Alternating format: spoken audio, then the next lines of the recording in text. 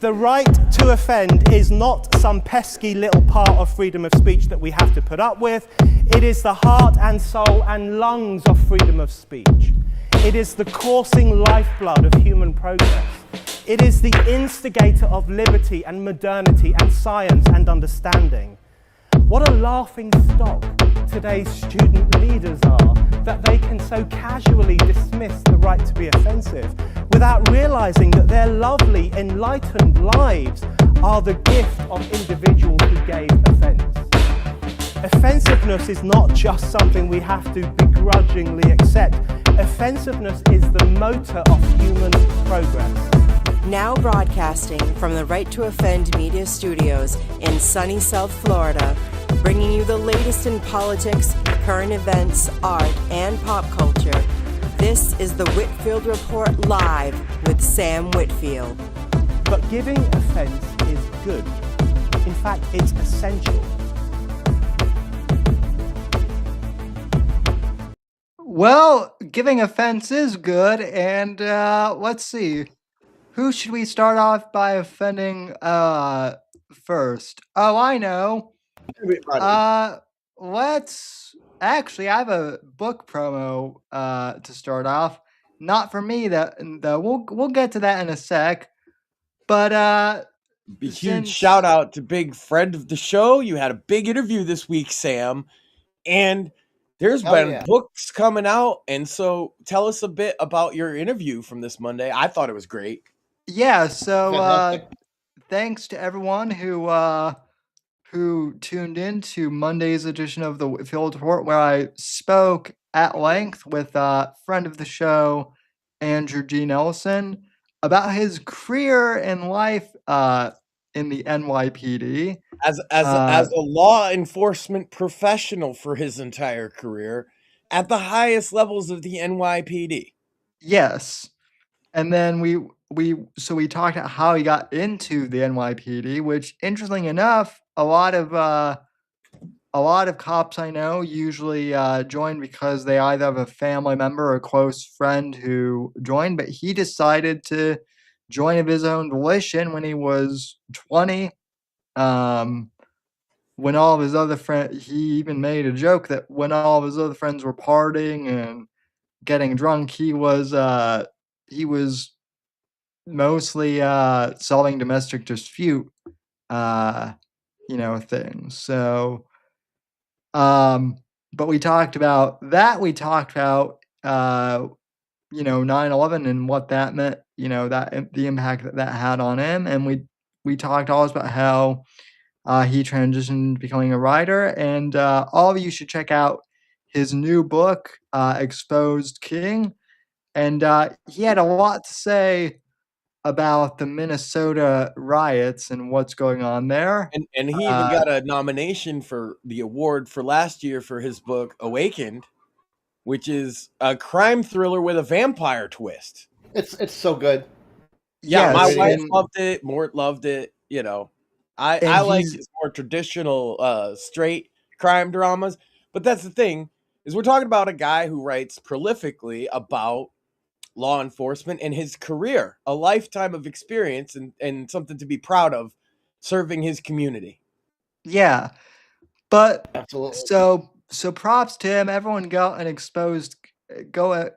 buy Exposed King and buy the entire James McGuire series if you haven't already. They're fantastic books. I got an award this week by the Libertarians, Max, as a result of my interview with Andrew Nelson. I have been awarded or promoted to top bootlicker of the NYPD. Bootlicker. That's an interesting phrase. So, why would they say that about you? Because you interviewed Andrew.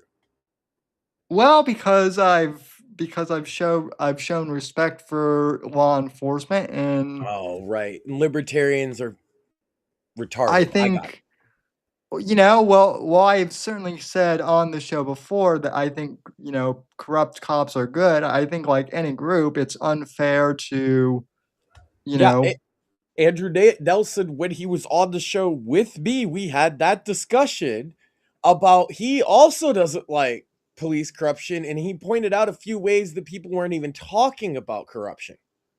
We had from an insider perspective. We had folks, in case you guys haven't listened to that episode, it's on Spotify. We had a 4-hour podcast. That episode was a fucking banger. A 4-hour podcast on the whole thing. And yeah, see, these libertarians say stuff like that to you, Sam, because they're assuming that you're some kind of libertarian to begin with, and that's like they scream statist. Who cares? Yes, I believe in a government. Do you know who also believes in a government? Almost everybody on Earth except for the small proportion of anarchists out there. Yeah. There's like 15 of you, and that does not create a democratic movement. Here's the thing about libertarians, Sam. Almost all of their platform points that they would like to do, they can't because they wouldn't get a single vote. For example, they would like to get rid of the Social Security program. Why do you not see a libertarian politician advocating to get rid of the Social Security program completely? Because they know they would lose. They won't get one vote because it's popular, something they don't like to cope with. So do you know what they say instead? We gotta wake up the sheeple. Yeah, keep waking up the sheeple. Yeah. Brilliant strategy. And do so by, when you get on TV nationally for the first time with your convention, have a fat, ginger, bearded guy stripped naked. Or Gary Johnson can fake a heart attack. That'll get us a lot of looks. Which, by the way, I don't know if you remember this, but when Gary Johnson first appeared on the scene, the media was convinced that Gary Johnson was actually Gary Busey, and Gary Busey actually has to be like, "That's not me." It's crazy. That's amazing. Right? And like Ron Paul's long since, like, they kicked him out of the party essentially. They gave it back. They wouldn't give him back his gold coin, but they wouldn't allow him into the convention. So if you're a Ron Paul libertarian and you're like, Max, how could you say libertarians are a bunch of retards? Well, they kicked Ron Paul out. Yeah. Now it's a bunch of leftists. Do you know what it is, Sam? I discussed this earlier with my wife and with Shmuley. We've been talking about the libertarian problem, and it is a problem. And I know what their driving force really is. They don't even know. Do you know? Well, I know from talking to a few of them that they want to lower the age of consent, which is sus. Not all of them. Not all of them. But Sam, I know the driving force of all libertarians. And once you understand it, you understand everything about them. You ready for this? 3 words. Fuck you, Dad. That's their philosophy. I don't like being told what to do. I don't have a bedtime anymore, Mom. That's a libertarian. Yeah, but like, I like you do something. Go to bed. That's more important than the safety of my community, bro. 420, blaze it, haha.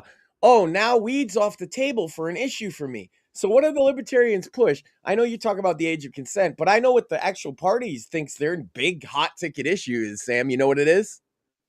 Legal prostitution. So they're the party or the ideology of, I want to do whatever I want and you can't tell me no. Why do you think all of them are out there protesting ICE now? Why do you think when we do something cool, like pick up Maduro in a fucking Warhammer 40K raid, they're like, oh no, think of the human rights. Yeah, you think that commies thinking of human rights? We can't take care of commies. Why? Because libertarians are commies. Yeah, pretty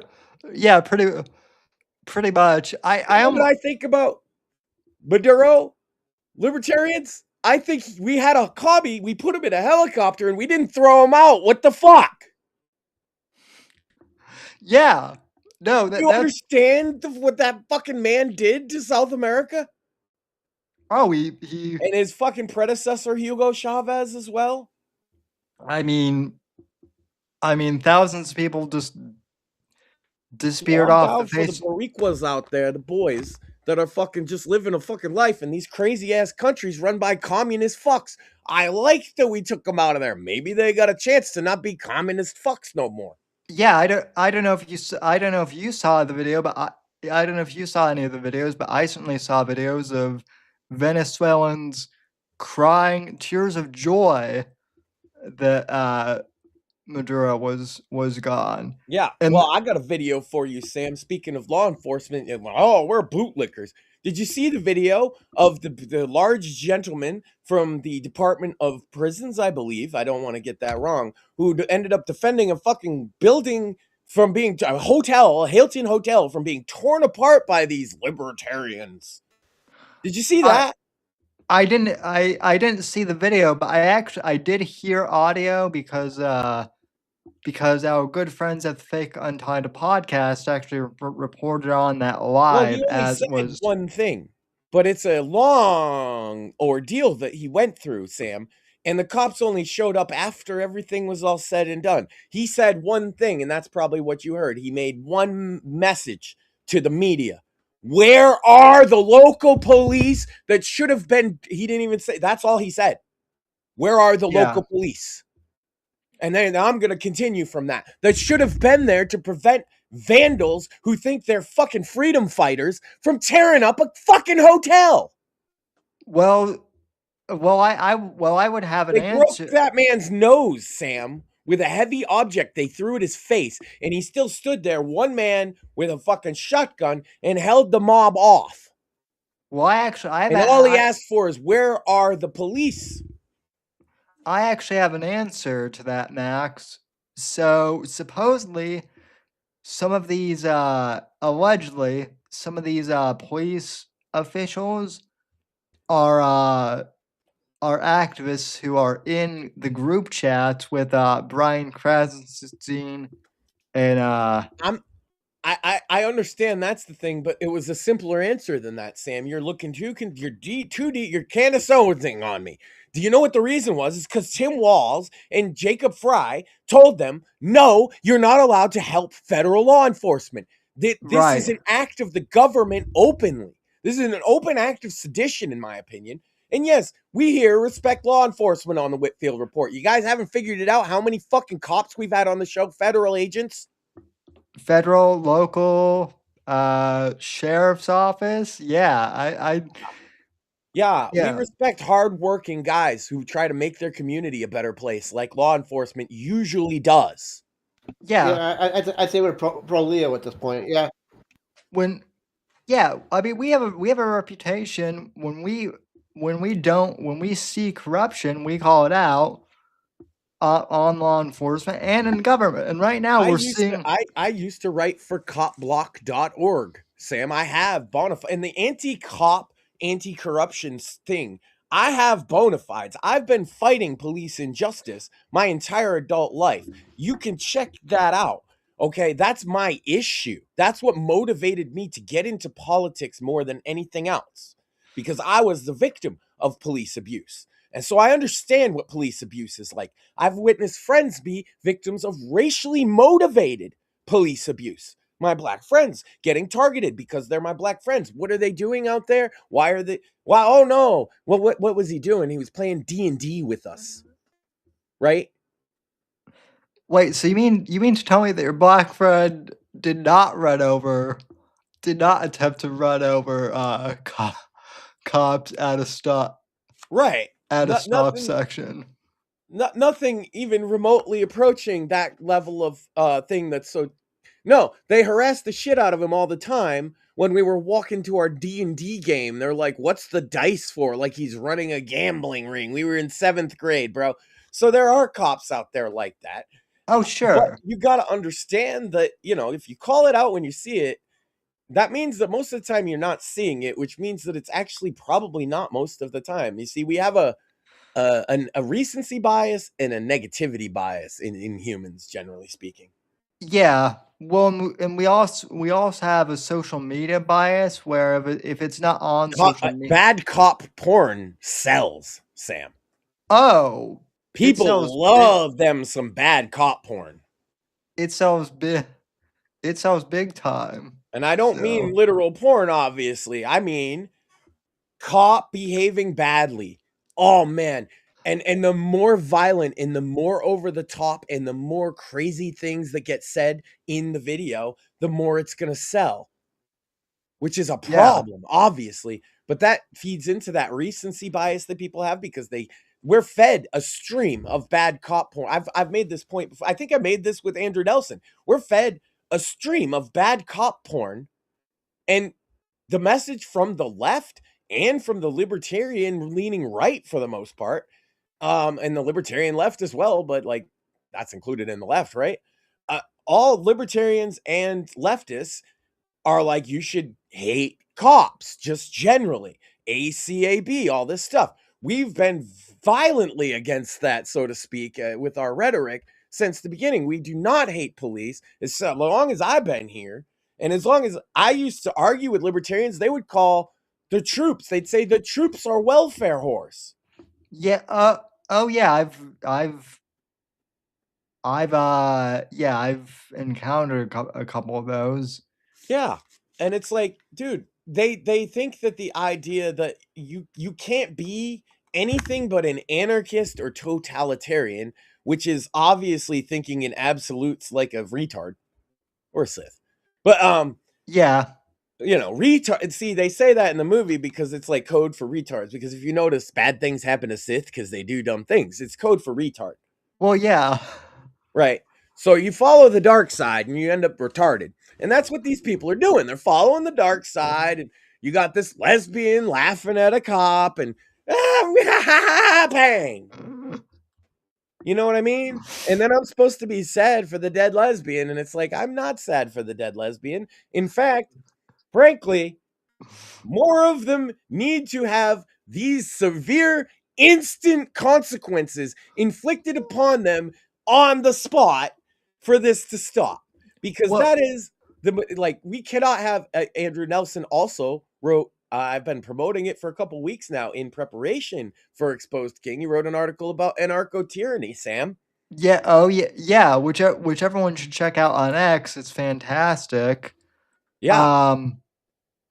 And yeah, you want to lay out anarcho-tyranny since I've been filibustering? I'm just so fired up about libertarians advocating hating police and calling you a bootlicker. Whatever. Well, also, let's see. You know, they could say whatever they want, but man, it must suck to be a political loser eternally, right? Yeah. How many elections have they won? Like, me and Shmuley were going over this the other day. They have if you count the Liberty Caucus, who almost like 2 out of the 3 of them, I think, are Republicans technically, right? And there's Holly. That they have 3 senators that claim to be libertarian-ish, right? No, I'm sorry, 1 member in the House that claims to be libertarian-ish. No members from their party ever elected to federal office. Shocking. Yeah. Well, when you advocate, again, you point out because it's the fucking low-hanging fruit. That's why I'm saving that one, the fucking age of consent thing. Yes, many prominent libertarians don't think there should be an age of consent. And when you say, I do, they call you a bootlicker. I call you a pedo enabler. The reason why I bring that up is because I went to a libertarian convention and I was like, so what do you think the most prescient issues are? And here I was thinking, lower taxes, less bureaucracy, something and then the whole place had a big debate about age of consent, right? Yeah, and I'm like, because even the ones who are against lowering it or against abolishing it can't help but have these giant arguments. All they care about at a libertarian convention, legal. So they're like, this is my impression of a libertarian convention of any kind. Okay, Sam, you ready? All right, bros. First off, I'd like to welcome our new members. We got a 15-year-old. We're going to make him the treasurer. Second order of business, dude, weed, LOL, LMAO, 420, blaze it. And then after that, age of consent for the next 45 minutes. You guys all cool with that? We'll talk about age of consent for 45 minutes and then go home. All right. Thanks for coming to the Libertarian Convention. That's Max, that is pretty much and then as they're walking out the door, they're like, oh shit, we forgot legal prostitution. Because they want underage prostitution, Sam. So that's why Ask a libertarian if they want underage prostitution. They can't say no. I mean they can't say yes either. I mean, that's the pickle, right? Some of them can. That's why all of them can't say no. Some of them don't want any government. Well, if there's no government, there's gonna be underage prostitution. You know how I know that, Sam? Because there are places without governments right now, and they're full of underage prostitution. Child trafficking, they call it. Yeah. Yeah. Yeah, and we're all well aware of this problem in places. The more lawless the place, the more child trafficking it has, right? What a so, surprise. like, if you're a libertarian, you can't be opposed to that because it's going to be a side effect no matter what. So wait, that must be why all the libertarians are so sympathetic to the Somalis in Minnesota, right? Because last I checked, Somalia was barely functioning, right? Like they have next. Well, it's run by multiple warlords that run their little corner of the fucking country. Yeah. Right, yeah. Like a lawless anarchist society would. Look, man, I have had debates with some of like what I consider to be the more intelligent, and I still respect them eminently, ANCAPs, anarcho-capitalists that exist. Well, Chris Cantwell doesn't count. Well, no, I wasn't going to mention somebody like he's a retard.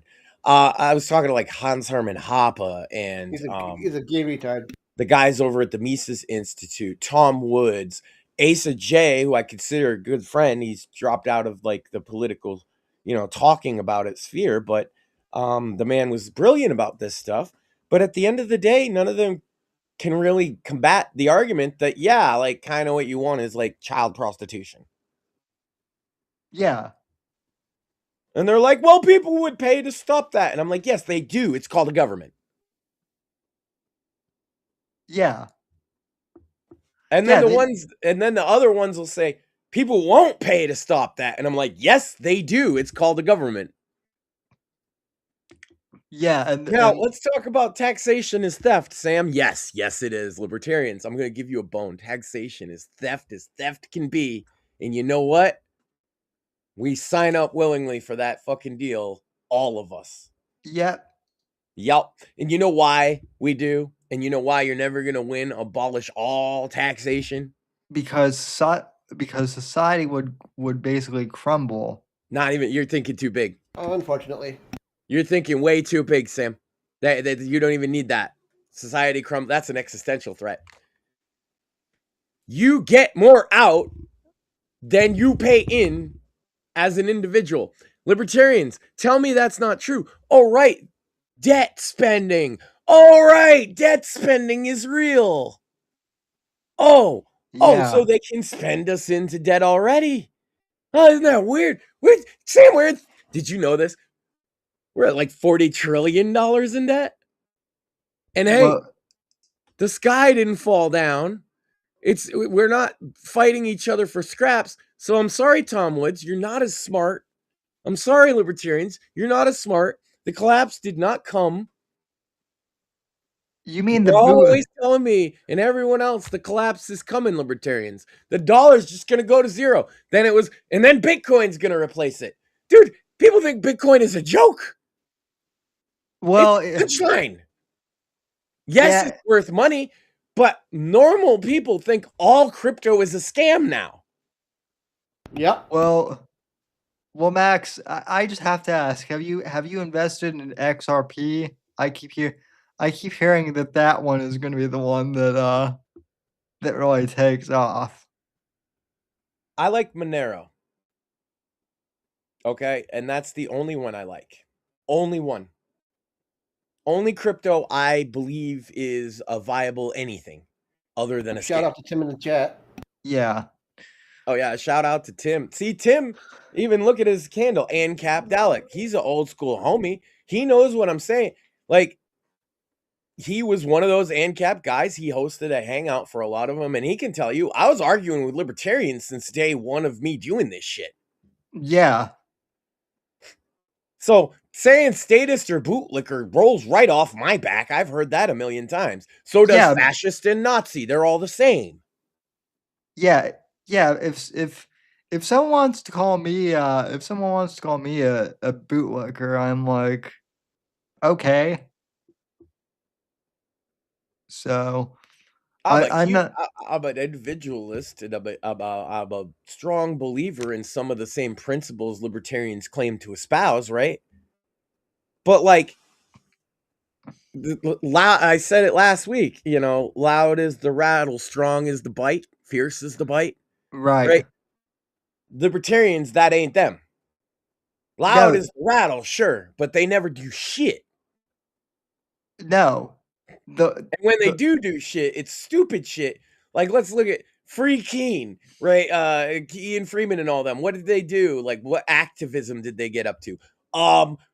Basically telling the courts when they get tickets and stuff, no, I'm not touching you, Your Honor. I'm not touching the law. I'm not touching the law. They would argue that they're just brushing up against the law.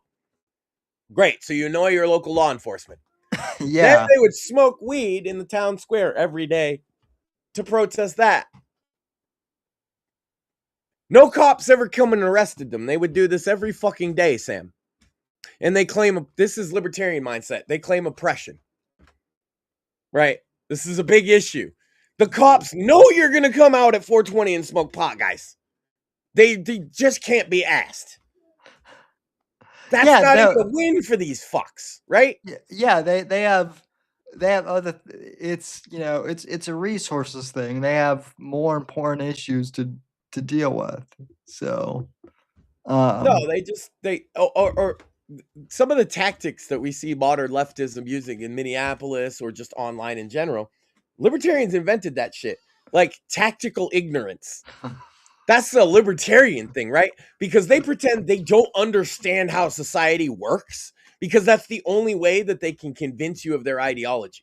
Is that if you put yourself in the mindset of an infant, why is that? Because it's the fucking ideology of a 15-year-old. So wait, so you mean to tell me that Brian Cranston is a libertarian? Yes. Oh, totally. Because the libertarian tactic of pretending you're ignorant so that the other person has to explain to you has become the bread and butter of basically everybody, right? But like, they invented it because you have to be that fucking able to play dumb to not understand taxation at all, or to not understand simple things like regulations on, you know, like the sovereign citizens, like, I'm just traveling, that kind of shit. Yeah. Or the regular libertarians who aren't sovereign citizens, who will just be like they're rule lawyering like D&D style. You know what rule lawyering is, right? Yep. They rule lawyer the cops. Well, it's the actually crowd, right? Yeah. Well, actually, you see, I'm standing 2 inches outside of the school zone smoking crack, officer. And my freedom of speech says that this is a protest. And also, I run a Muslim Orthodox synagogue. So you can't do any. And I'm diverse. Can't touch me. That's modern libertarian right there. Ian Freeman literally did that, Sam. He founded a mosque so he could claim to be Muslim so he could get out of federal prison. That's the level these people are on. Libertarianism sounds great if you don't understand anything about politics or economics and somebody explains it to you without any of you understanding it. Like, they'll talk about Keynesian economics not working, but again, where's that collapse, bro? If what they say about the economic system is, this is all you need to know about a libertarian. if what they say about economics is true, the predicted collapse is long since overdue. Where's that at? Well. If you're Dave Smith, you just play. Your answer to that is, well, the Jews run everything. Even though I That's why myself, so many of the libertarians became the alt-right. yeah, It's because they only came up with a couple of answers. The Nazis did it, or the Jews did it. This is why libertarians split into those two camps. You don't find a lot of libertarians in like the normie MAGA. The thing is that libertarians are inherently extreme, right? And so you either grow out of it like a phase.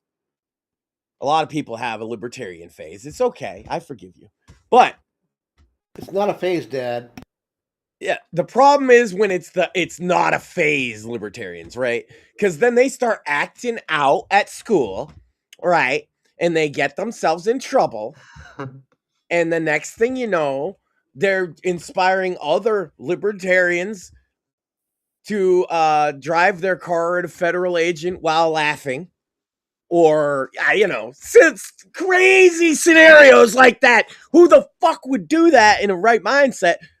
Somebody who's been drinking the libertarian juice a little bit, that I don't have to listen to law enforcement officers. Oh, yeah? That's the thing. On an individual level, when they're actually allowed to enforce the law properly, you do. You see? Because they can force compliance. Do you know what that means?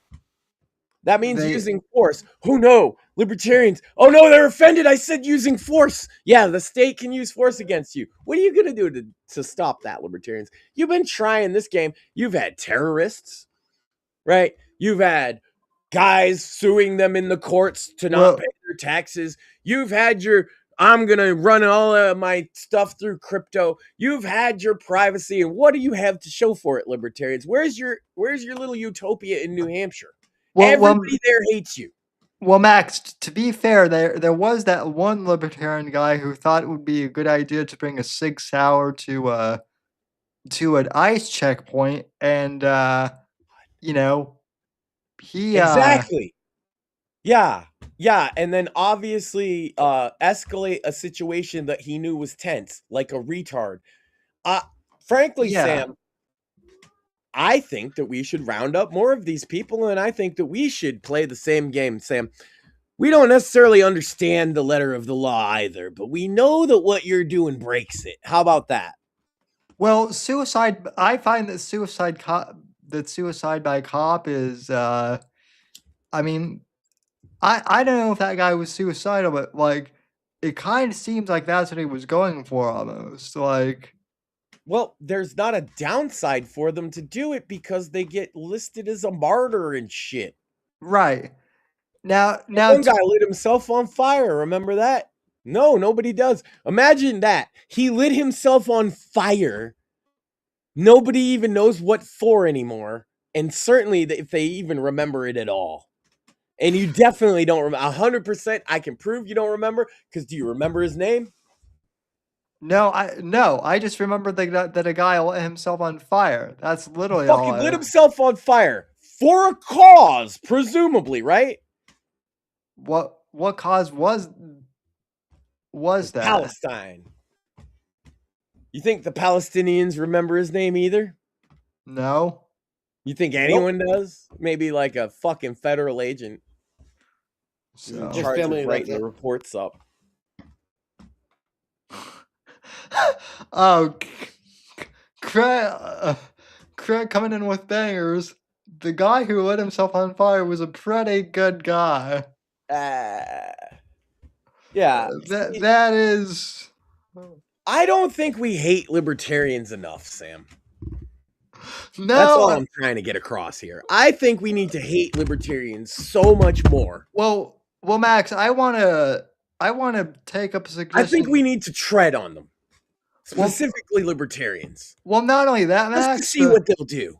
Well, not only that, Max, but I'm gonna actually say that you're right. I'm gonna agree with one of your suggestions because last year I asked you what to do about the libertarians, and you said, and I quote, "Sam, we need to give them a swirly." so that they That's learn. True. Swirlies for libertarians is still on the table, Sam. We could get some big dudes, right? I'm sure there's plenty of ICE agents who would be down for this. Oh yeah, I'm sure.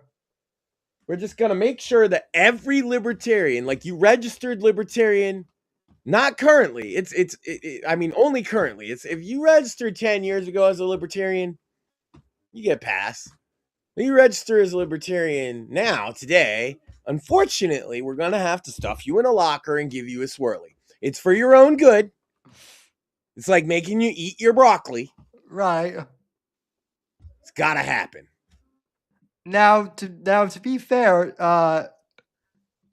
so Tim brought this up, and he says, also speaking, he probably had a misfire because the firearm he was having was a SIG P320, and that stuff isn't drop safe. So Tim, I get that, and that was the same point that Evan brought up on this week's Fake Untied to podcast. But I want to point out that he probably knew it wasn't drop safe, and so whether it was drop safe or not, like that's you don't bring a gun to a fucking into an ICE checkpoint, so and then start like talking shit on cops, right? Yeah. That's just because he had a SIG does not negate his stupidity. And see, the song that Craig has so nicely pointed out in chat is exactly why I'm so fucking fed up with libertarians, right? It's like, where's the Fangs of Rage? What do? They get on Reddit. And Fangs of Rage come out when they be typing, bro. More like the fags of rage. So I know. That's the thing, is the libertarian movement is just trooning out. They really are. Yeah. So I always knew that would happen, Sam, because it's gay. Either that or asking like super weirdly invasive questions to Morthis and I. Right. I know more. You can probably attest to this, but more weren't you the one who had like a libertarian DMing you like about how you went to the bathroom and like really invasive like stuff like that last year? Oh yeah. Yeah. So asking me all kinds of personal shit. Yeah. Yeah. Speaking of bootlicking, Max. Exactly. I want to point out what Craig is pointing out with the lyrics there is that Don't Tread on Me by Metallica specifically, right? Was not about some libertarian motherfuckers. Our founding fathers were not libertarians by these people's standards in any form. No. They were almost theocratic and then decided against it at the last minute. Yeah. Like, yes, there's crossover, bros, libertarian bros. We do all say that we believe in free speech and we say that we believe in free right to bear arms and all that stuff. I think there's some disagreement about what that even means in some cases. The founders cited the founders cited John Locke in his philosophy often, which is that man is inherently greedy, and it's kind of at odds with libertarianism. And by the way, John Locke was not wrong on that either. Right. So now, I'm happy that in the end they decided on a secular society rather than a theocratic one. Trust me. But it was argued extensively by well-spoken, well-read, classically educated men of their time that weren't, one thing they didn't legislate because they didn't think it was needed to do on a federal level was like prostitution or drugs. Now, that doesn't mean that the founding fathers wanted you to have all the prostitutes and drugs you wanted. You can look at there's things like the Federalist Papers that exist, Sam. You can read some of the minutes from the Constitutional Congress. I love when libertarians, or anybody says, we don't know what the founding fathers meant by that. Are you shitting me? There's some of the most well-documented fucking creation of a constitution-like document in human history. Right. Now, I will say this: Ben Franklin, he seemed to He was a little libertarian. Ben Franklin seemed to love the ladies But at the a end of the lot. day, Sam, he respected his local law enforcement and military people too, didn't he? Yeah. Yeah.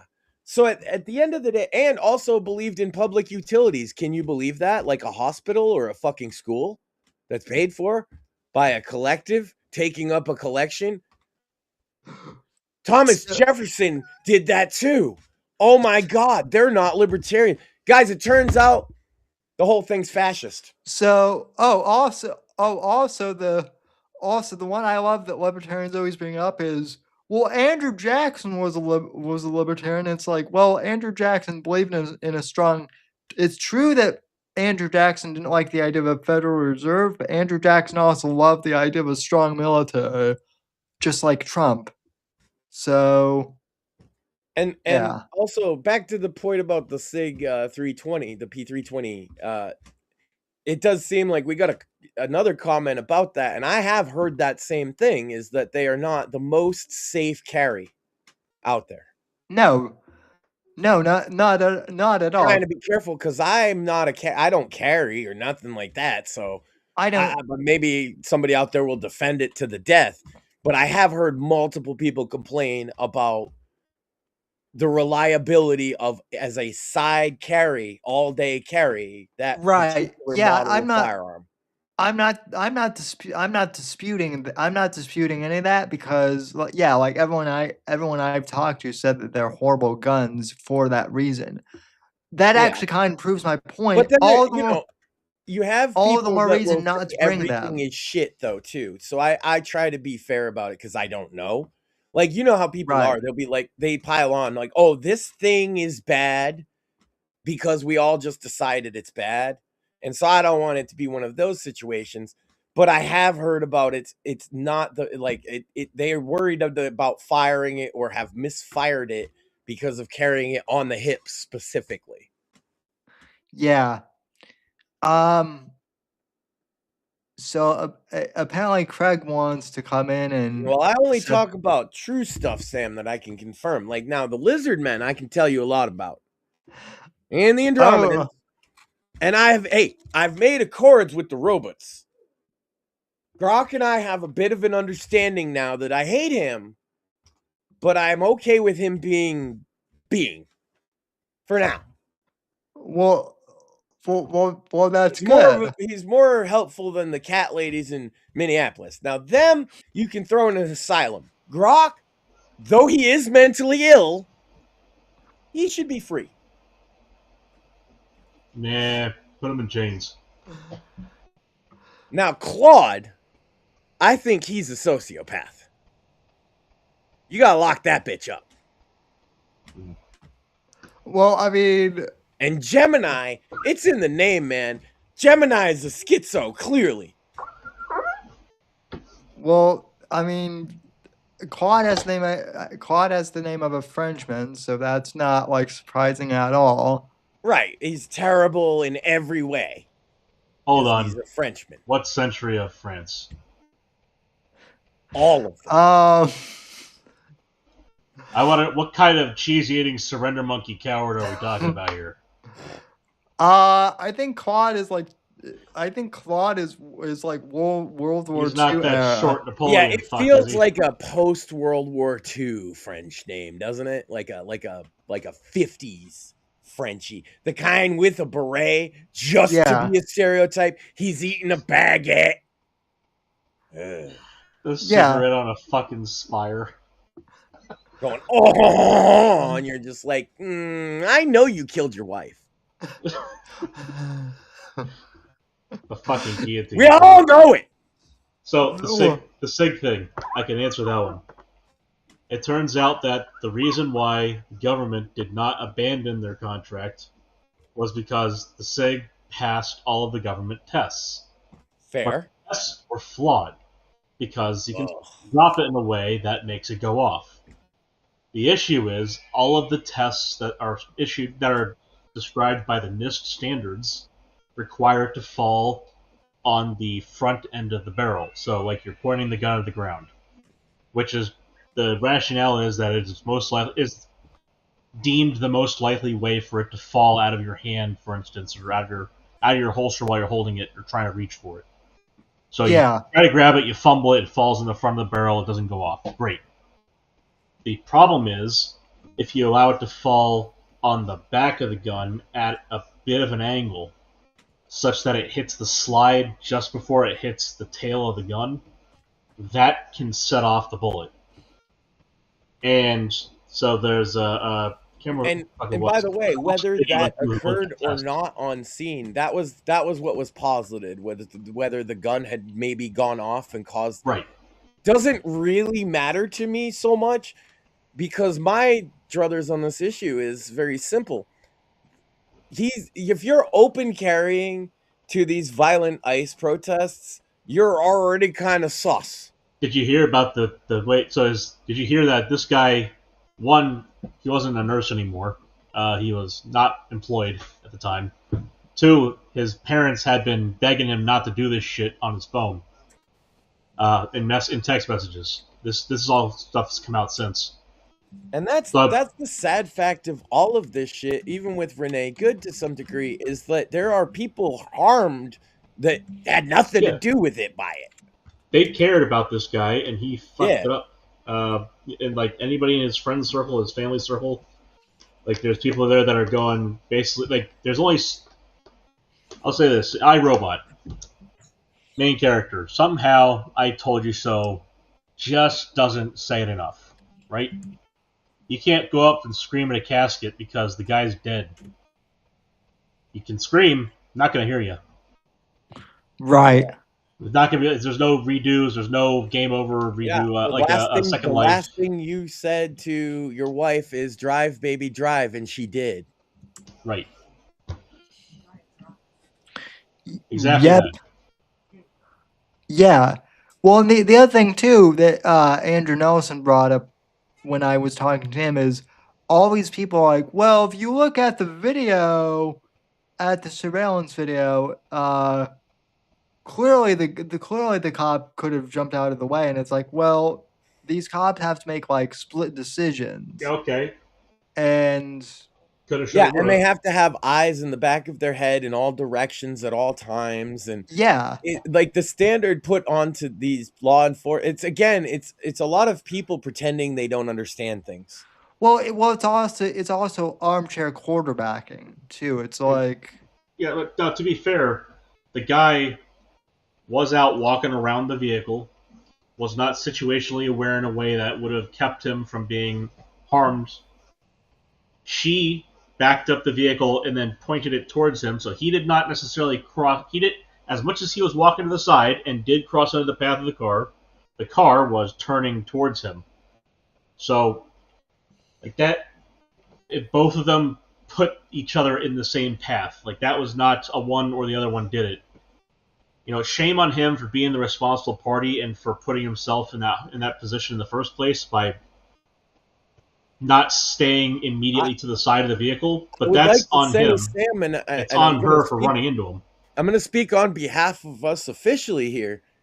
Don't go armed to ICE protests. That's not a smart idea. That's not legal advice. How about this? Don't go to a fucking ICE protest. I wouldn't go at all, but like like going armed seems really, really stupid. Well, you see people getting shot. I'll provide a different perspective on that.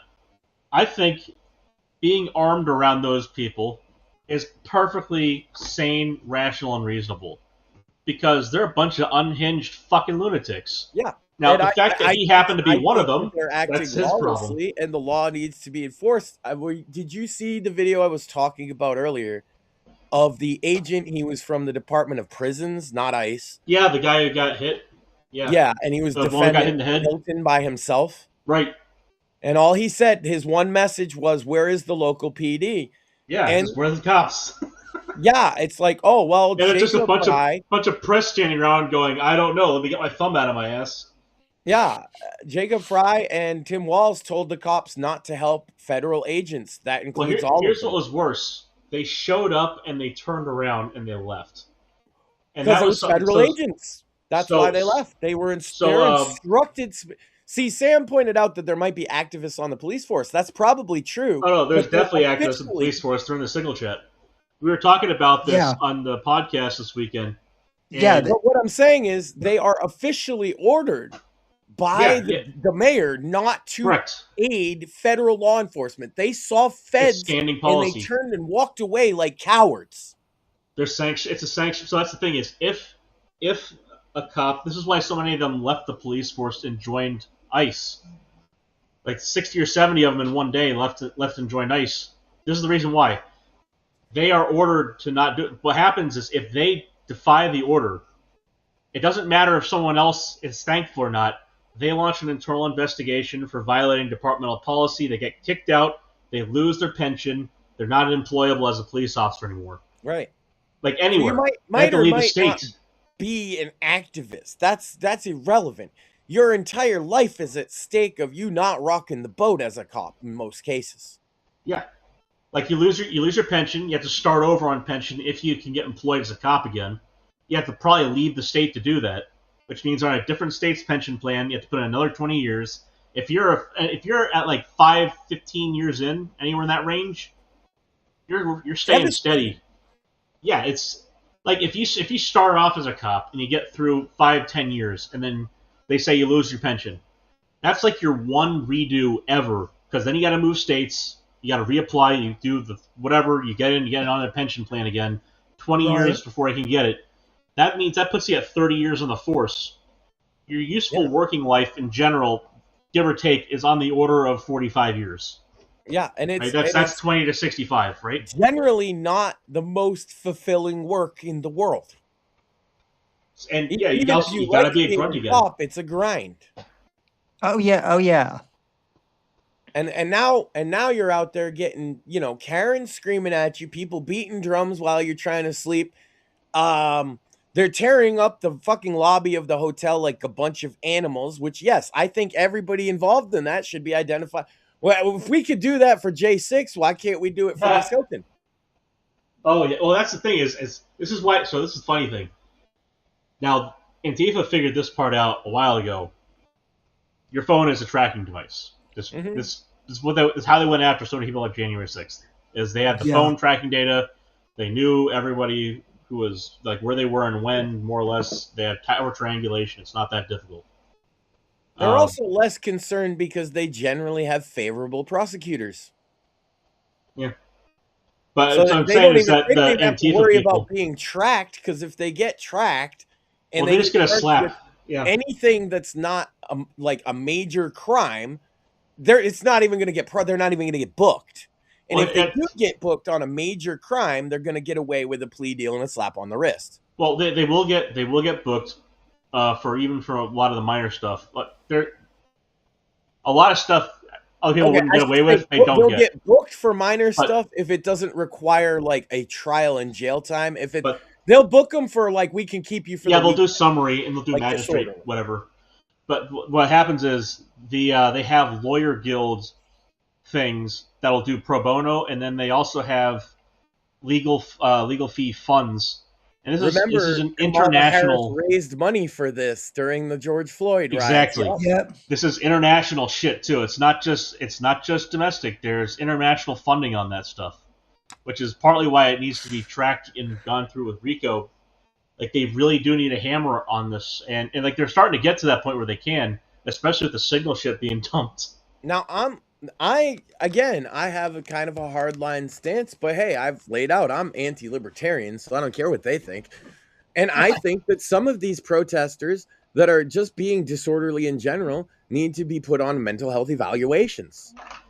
Well, that's the thing is so in Florida at least we have the Baker Act.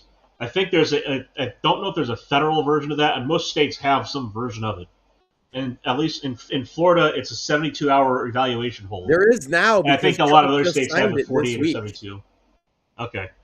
He signed that's right, the executive order. It restores the asylums and gives federal authority to do holds. So the in Florida, like Florida's my basis for comparison on this. Is the Baker Act? We get a 72-hour hold for evaluation, must be completed by the end of, if it's a weekend, must be completed by the end of weekend, whatever. But you have 3 days, and then if they don't have a reason to hold you, you are released, and that's it. Okay. And so you could do that. I think it's probably some malicious part of that. They could go after a prosecutor or whatever, or a police officer. I want to tell you how it works. They can do it however many times they need to. If I could, I'd tell you how it works in Massachusetts. It's slightly different than that. It's the same premise initially, the 72-hour hold, right? But the state can decide that they aren't going to let you go. Because and you can appeal that. There's a court process. I know I've been through it. I won. I appealed and won. So yeah, that's how it works here. And I think that's a system that I would like to see applied federally for these people. Look, I got accused, and the reason I got put in there was like having a screaming match with my mother when I was like in my teens. Okay, that's right. You have a psychotic mother, so I get that. Yeah. But like that winds you up in a place. You have to prove that you're a sane person, and I could have just took their pills and said yeah. But I actually fought it in court. I got a lawyer, and I had a hearing in front of a judge. That state had a prosecutor representing the institution, and they had it out. And the judge said, "Look, this guy's never made any threats. I don't know what you're talking about with, you can't even pin him down. There was like 3 doctors gave 3 different diagnoses, and one of them was there's nothing wrong with him." Right? And so I just won in court. Now, I'm saying I would be all for a fair process of people being appealed, but they are very clearly putting the community, themselves, other people around them in danger. That danger to self, danger to others. So, and a standard to hold them is real simple. If we let you out, would you go back to one of these protests? If the answer is yes, then you need to be held. So it's interesting. Like, a lot of this will probably end up being somewhat moot, because hearsay, is that after certain phone calls and discussions, the police up there actually started to do their job again. And it does seem to be that, and I hope that that's where it ends. But I am still in favor of the making asylums great again, because I think we have a lot of people that need to be in asylums. Now, to go further on that, I think it's something more important to go down the road on with that, especially with the local police starting to do their job again. If the DAs don't do their job, then the federal charges just need to stick, because these people are. A lot of them are doing what I think you're doing a public service, actually, by showing up at these protests. You see, they're self-selecting for felonies, which will prevent them from voting for the next 10 years. And that's the thing. You only have to keep doing it a couple of times. And as they stack up felonies, they're going to take themselves right off the little battlefield that they've made. Yep. So they can cry in the street and whine and punch things and run around beating shit up.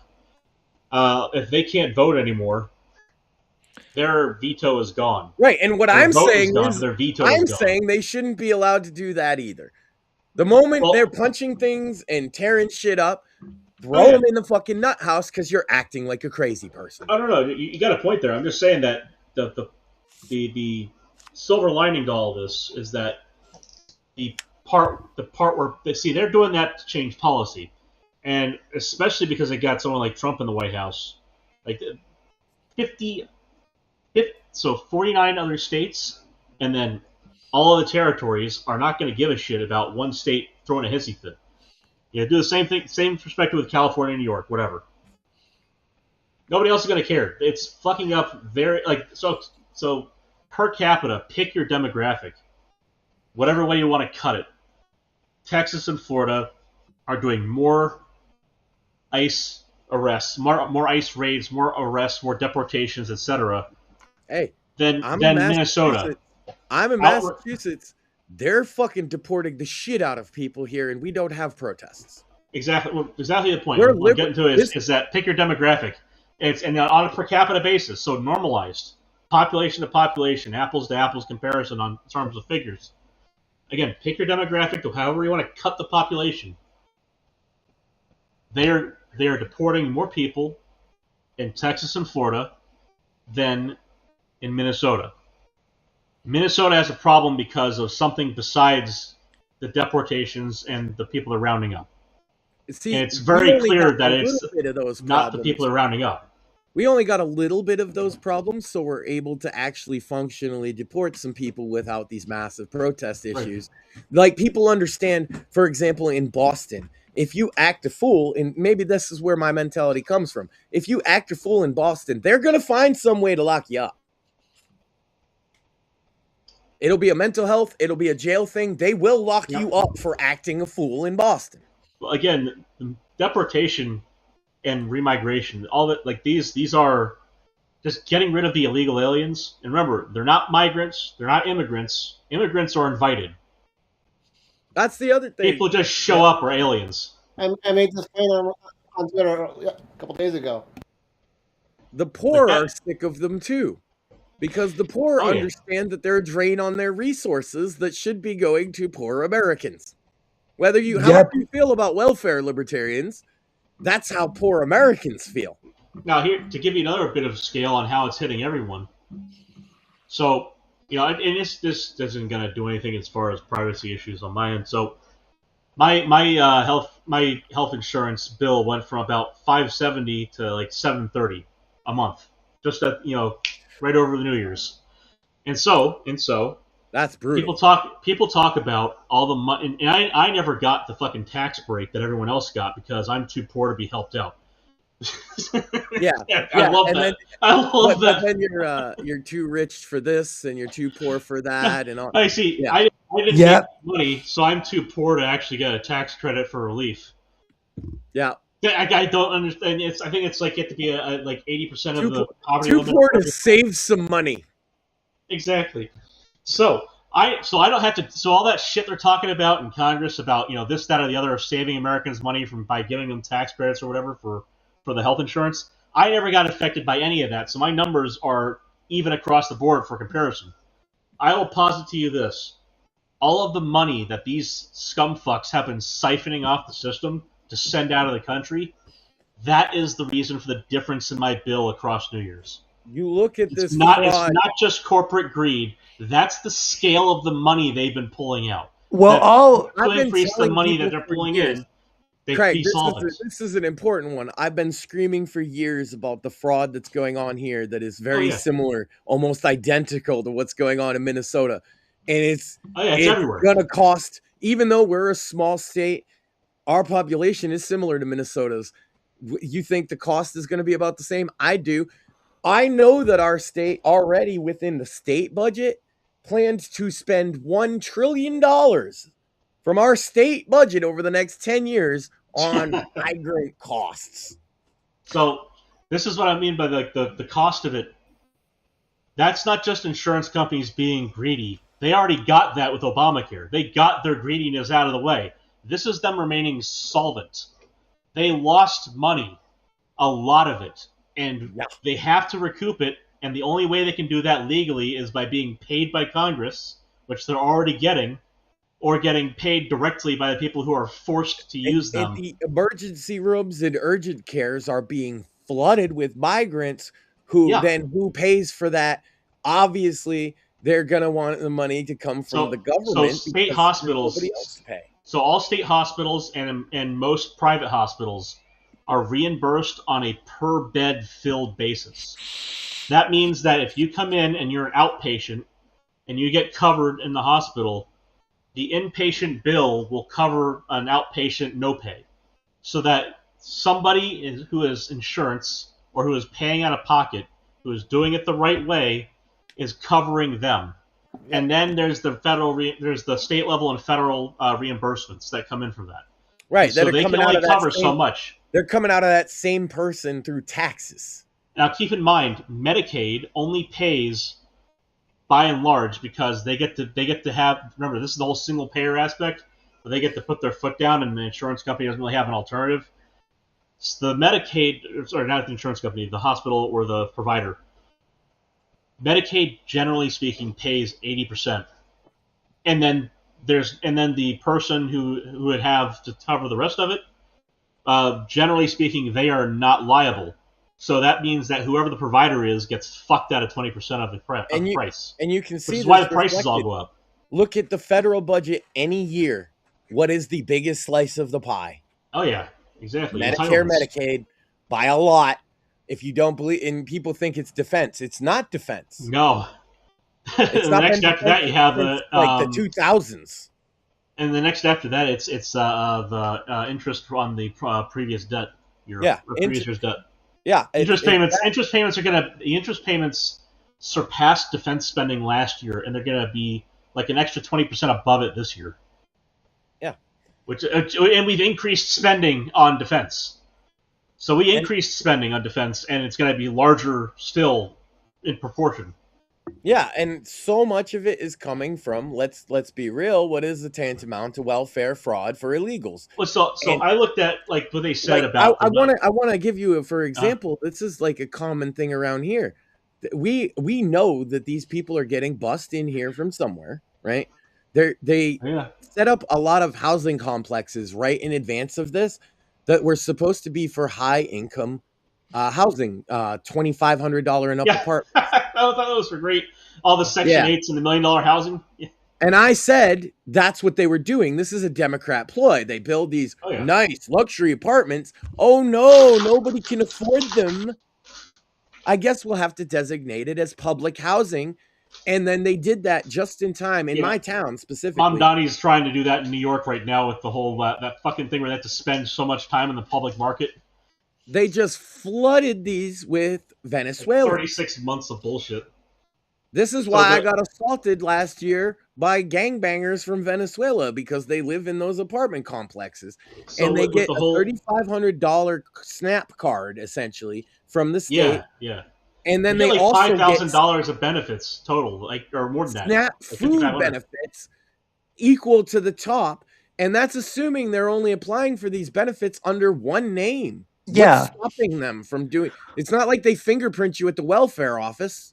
Well, and this is, and Craig, this is where I kind of differ a bit with Steve a bit, because I know that Steve is like, we need to just gut the whole Medicaid system. Well, it's sort of him as replacement. Like, I think the notion of providing base nutrition, but for everyone, and having it like you come collect it and it's just this and there's no special program. I thought it's clever in the way it subverts certain motivations, but of course it's engineered towards the big food corporations benefit the most from food stamps outside of people like. Well, not just that, but it's also fraudulent use. Remember, they a lot of these welfare queens. The reason they're so fucking upset is that they don't sell their food stamps. Perfect example. My wife used to be a cashier at like the ghetto grocery store in town, right? This is the funniest fucking thing I've ever heard. Their soda machine, the can return machine, because I don't know, not every state has it. You pay 5 extra cents for a can of soda, and then you can put it in a machine, and it'll give you 5 cents on a piece of paper. So people pick up cans. It's a holdover from the war or whatever. We've always had that here. It's a common thing to return the cans. But they get the welfare people. These women figured out they just buy soda on food stamps, dump it out, return the cans, and then they have drug money or whatever. Now, this one broad took it to the next level, figured, why empty the cans? The machine broke the fucking soda machine for her welfare fraud scheme. And she got caught doing it too. They actually took away, they banned her from getting SNAP benefits. But man, how far you have to go for them to even investigate such a thing? Fuck me. You know what? This reminds me of a funny, real quick short story. Florida governor, whichever one it was, the reason why in Florida we don't have vehicle inspections. His wife failed the inspection like 3 times, and then they got all pissed and just got rid of the program. It's like why they have junkers down here. That's why we have oil burning. That's why we have oil burning road whales from the fucking 60s and 70s blurting out. Oh, I can smell it, and it dark, smells like America. Dark black, like just a belch out of a semi coming out of the tailpipe of this. Man. Yeah. Get me a fucking diesel with lead fuel one.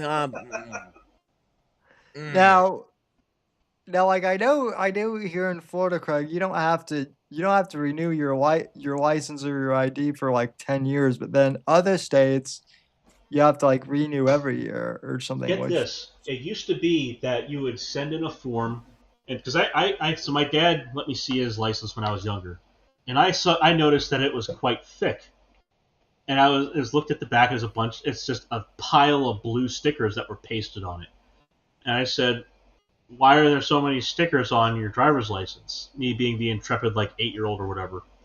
He said, oh, well, instead of renewing it, I can fill out this form and send it in, and they'll send me a sticker I put on the back of it, and the expiration date changes. I had that too, yeah. And this was the system up until they started doing everything digitally, was you could go in and get a new one, or you could just, because I also noticed, clever I was, that the picture on the ID had just a mustache and looked very little like him with his full beard. I said, how do they know that you're the person on the ID? He said, because that's my name right there, which is, the bullshit answer you give a kid, because the real answer is, I don't know, just the way it is. I don't know, I didn't need a new one. But I think he had it for like 18 kids, years. You gotta have new and shiny shit all the time. I think he had it for like 18 years by the time I asked him about this. And he's like, yeah, just fill it out every 5 years and they give me another one. The thing is, well, here's the opposite. Here's the polar opposite side. We're talking about shiny new shit. I think with voter ID, it should be a separate ID. And I think that to get rid of all the dumbass arguments, you should be able to show up at the tax collector or the DMV, and you should be able to get 5 of those sons of bitches every month. Fuck it, 5 a day. Yep. I don't care how many, because it still has to be you and your face and your card and your hand showing up at that place. And once you swipe that fucker, the server says no more. He did it the one time, it's done. And if you show up and you say, I can't believe that it didn't let me swipe one of my 500 of these to get in there and see my ballot, and they say, well, what happened to the other 499? You say, oh, I lost them. They say, well, maybe someone else voted for you, you dumb fuck. But again, just free to the taxpayer who's already paying it, but distributed among all taxpayers, whatever. I'm starting to think instead we should just jail commies. I mean, that works for part of it. Again, I think that you're going to have the libertarian who asks for 500 of them. You're going to have the commie who asks for like 40 of them, one for each of his 39 friends. That's true. And then I think that if you see 2 people, because remember, digital, you have your ID. If you see 2 people swipe in different places and you know who they are and where they are, then you can just arrest both of them and figure out which one's the real person. Send Judge Dredd in. I think that should be something where I think that should be something where right then and there you swipe it and they say you already voted. They arrest you and detain you, and they hold you until they find the other dumb fuck. And if it's really you and you got defrauded of your vote, your ballot goes from provisional to active, and if the other person just goes to jail for a long ass time.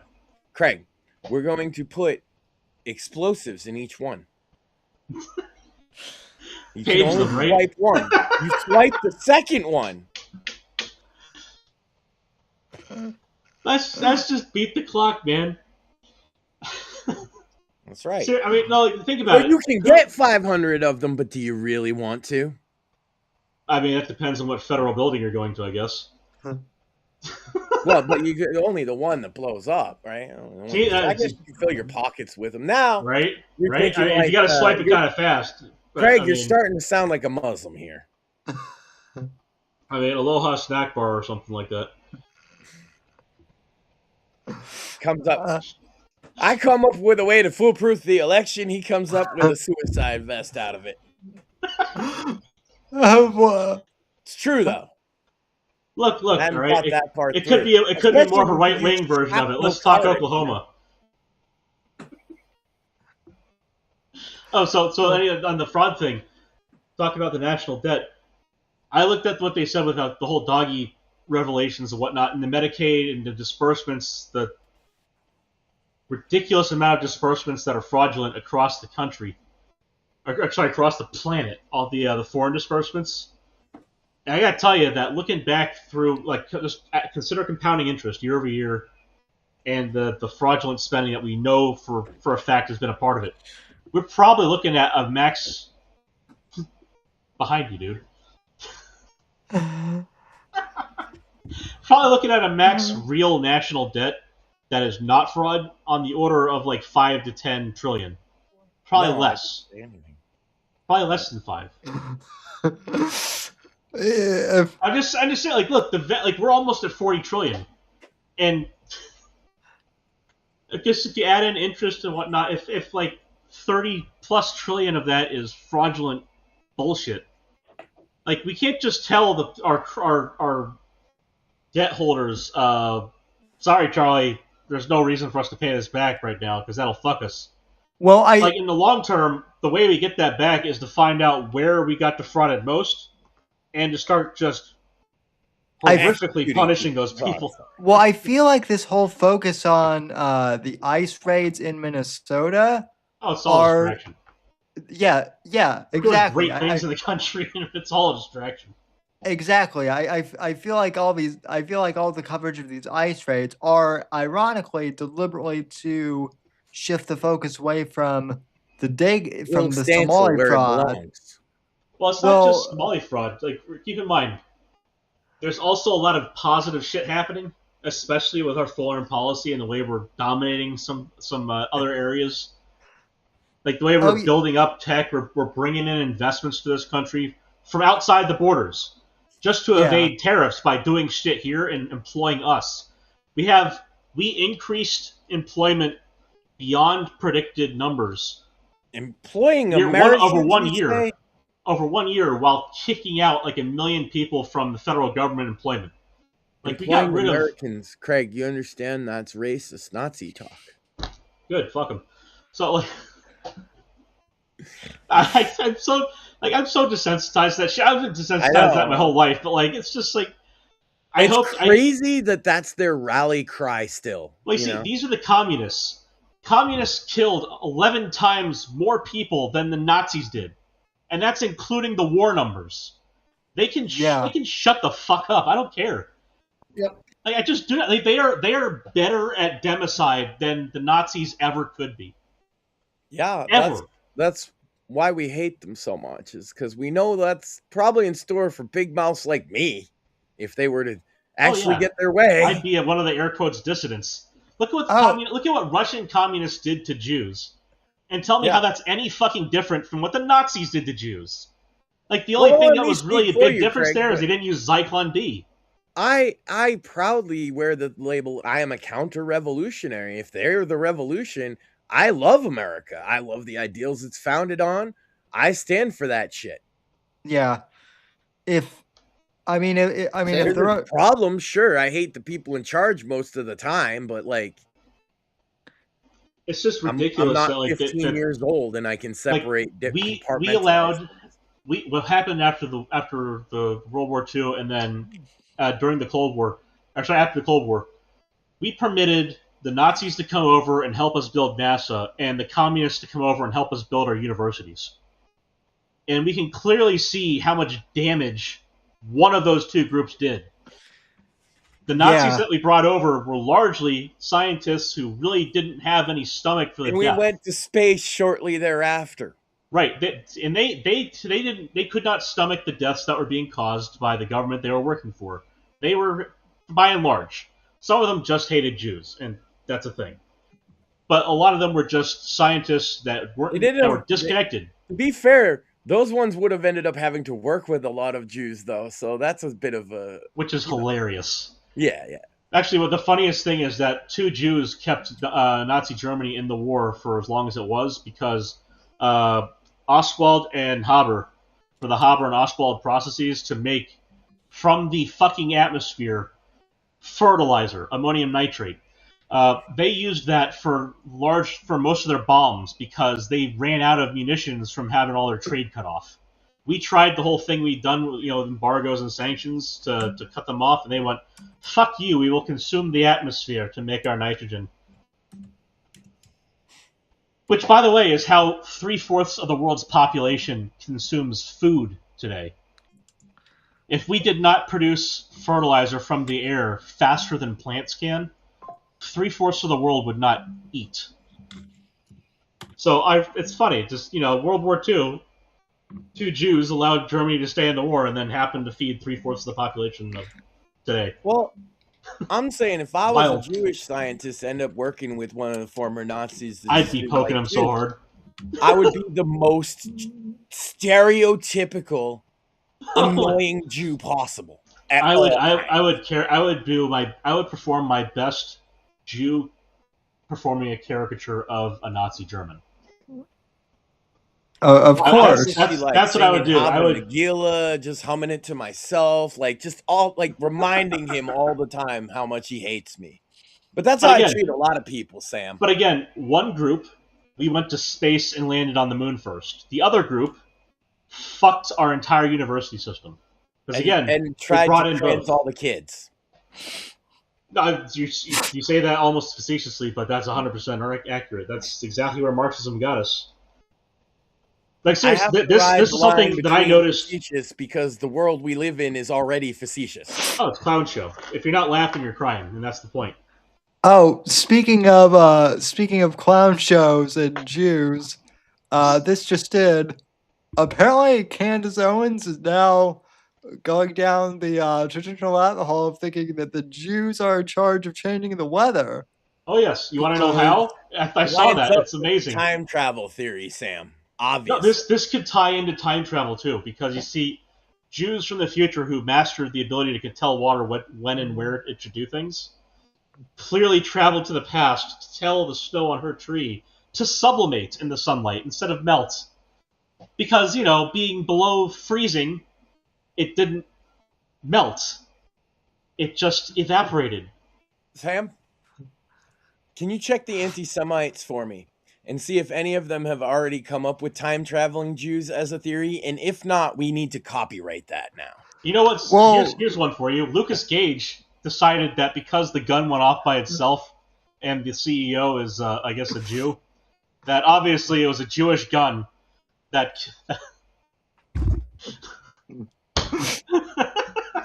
I think the guy needs some more dominoes. I don't know about you. Now listen, Craig. I thought your guys' favorite weapons were exploding pagers. No, it's more hand-to-hand combat. Have you never seen the practice of jiu-jitsu?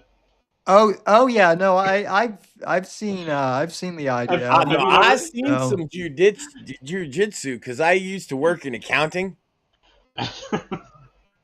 Have you ever watched the Hebrew Hammer? Yes. Yeah. Yes.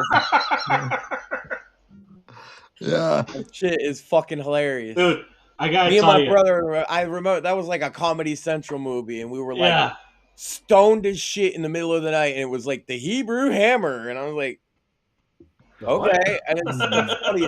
If you haven't seen it, go check out the Hebrew Hammer. It's better than anything AI is shitting out. So there's one of my favorite scenes in that is the part where they're testing his Judaism, and it's the room where where he makes him complain. It's just like, what's the test? Where's the test? I can't believe this. They can't make me sit here and waste my time doing nothing. Think you passed. Okay. That's enough pitching out of you. We used to have nice things where you could make jokes and they didn't say that's not algorithm friendly. They'd never make that movie today. It's truly sad. Like think of it like this: the newest generations coming up. Love letter to Judaism. Right. The newest generations coming up are not getting any of the essential parody and comedy. So the lunch table can only go so far because every kid group figures out they can make racial jokes and it's funny, haha, and it makes all the teachers up in arms. And then you're just like, okay, at the lunch table, you're the Irishman, I'm the Jew, he's the Mexican or whatever, and so on and so on. They don't have the ability to get they don't have the reflection of those humors in any of the content they watch on screens anymore. It's all sanitized out. They don't have Hebrew Hammer. They don't have, Rugrats Hanukkah episodes. They don't even have that level of fun. Yeah.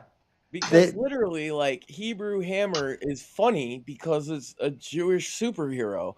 Well, hell, Some what the Jews fuck sat was that? down and thought, that's fucking hilarious. What the hell is that Eddie Griffin Shaft parody? Where he had the giant ass afro, right? Like, shit like that. It's even Seinfeld is too. Even Seinfeld is too, you know, Craig, risque I've seen for it. something. Speaking of Seinfeld, there was a big banner out at a Palestinian protest, and it said, "Oh boy, Jerry Seinfeld is a Holocaust denier or a genocide denier." And I was like, all I could hear is in my head, I was like, bump, bump, bump, like the Seinfeld song, because that's an episode of the show waiting to happen right there. Yeah, Jerry Seinfeld, the famous Holocaust denier. You know, I know exactly the episode that would fit in with because Kramer. Oh my God, with George toasted jackets, Jerry, toasted jackets. We put the Jews in the ovens with the jackets, and they toast them for us. What's up, guys? What's up? Hey Phil, what's going on? Not much. How y'all doing? Good. So we have. We're just riffing on the Seinfeld where he's encountering Palestinian protesters throughout New York City who say he's a Holocaust denier. They see he has to wear the pin, but I don't want to wear the pin. You got to wear the pin. I loved Seinfeld. I did. I still do. I mean, I still do because all like it was just about nothing. It was funny. It was just about nothing, which was funny. It was the best show about nothing. Yeah. What a week, huh? See, we don't get everything has to be so pointed now. The other thing is everything has to be dripping with the cynicism that show had without trying. There was, well, I mean, most of the shows out there have like this veil of like propaganda. And like for Seinfeld, it was just about nothing. Like it was just like nothing. So there's a high level of appreciation for a show like Seinfeld because it was just like, well, we're just the main thing is life just does. There's so much in life that doesn't make sense, and they made jokes just about life not making sense. And that's why the joke of like you could totally make that show today with just events from the news. You could make it just it's fucking funny. Well, Larry David, a Muslim takes over New York. Enthusiasm, like he carried it over. Falafel prices go skyrocketing. You could have like a whole season where in the background Madami's running for mayor, you know, and they're like, they're never gonna elect that guy, Jerry. Don't worry about it. That would never happen. This is New York City. This city's run by Jews. They told us so all along, Jerry. You just see Newman show up to tell him the news. By the way, Mom Donnie won. And then drives off. Yeah. Good gag. Totally. Well, they really won. Well, they did do the episode of Curb Your Enthusiasm where hold on, Sam, I got one. It's just Costanza hears Mandami won, and he's like, "A man freaking out." I feel like you would be our Costanza of the group. Just you know, you actually have a job. But I get the feeling they would have a field day with the Elon Omar shit. Oh, dude! Like apple cider vinegar. Field day. Oh, apple cider vinegar. I heard some guy shot in her face. I thought it was her brother. Yeah. It turns out that's really. I don't think the ex-husband is seeing. I don't think ex-husband is in town right now. I think he's across the pond. The second, I'm sure everybody else mentioned this too, but I used to do security detail in the military, and like I looked at that right away. Red lights were going off. Like I'm like, this is bullshit. Like, there's no way. Like, and it wasn't like. And I see the posts around social media, and I'm like, oh, okay, like, and you have like the thing that got me was the fact that Elon Omar kept talking. Like She you're walked towards the attacker after well, I nodding mean, to him I'm before he just came up. well, I mean, not even. I didn't have to look at the nod. I didn't have to look at Denied a medical like thing. I didn't have to look at any of Hold that. on. It So was it they was the set up her getting shot in the face. Are you sure this wasn't a porn shoot? He was in the front uh, row. She nodded towards him. He got up, made his little speech, sprayed it her was on her chest, of course. literal Of course, she like got hit at the chest. She any. denied a med check and went on with her fucking irrelevant speech.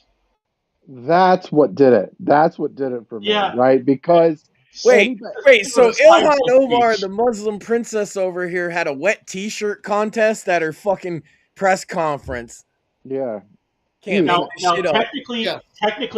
technically, they did follow protocol. As a Muslim, she was sprayed with an acid. hmm But she did not. Now, and it's funny because you can see the syringe is still like half filled when they get them, and it's just urine colored. It's like, okay, so that could be a lot of things that I could think of off the top of my head from the hardware store, hmm which are a bad day. And she denied a med check before, like, just like, no, we have to get checked out. She's like, no, I'm fine. It's like, bitch, it could be sulfuric acid. You wouldn't feel that for 5 yeah. minutes, That's and then that. it's too late. Yeah, I mean that's what did it. Any person that's working in security And like, you ever, don't smell that ever. stuff. It doesn't have that Yeah. strong of an odor. I've worked enough security to tell you if somebody throws a liquid at a VIP, this is a big event, and you do not just let them continue talking. Right. And that's just Ever. and you're saying that for any normal VIP. We're talking about a fucking U.S. Politician, yeah. A representative who has reportedly Yeah, had death threats. I'm talking had about the reported- drummer in a band. We would Yeah. shut the fucking show down. It's done. That place is done. Not just their choice for anymore that at that point. Yeah, it's over. for that representative, but for everybody in that venue. Like you're getting everybody out of there. Like the fact that she kept talking. If you can't confirm it's like water instantly, you might call in hazmat or something else. Yeah. The only They called in question, hazmat and they confirmed it's cider.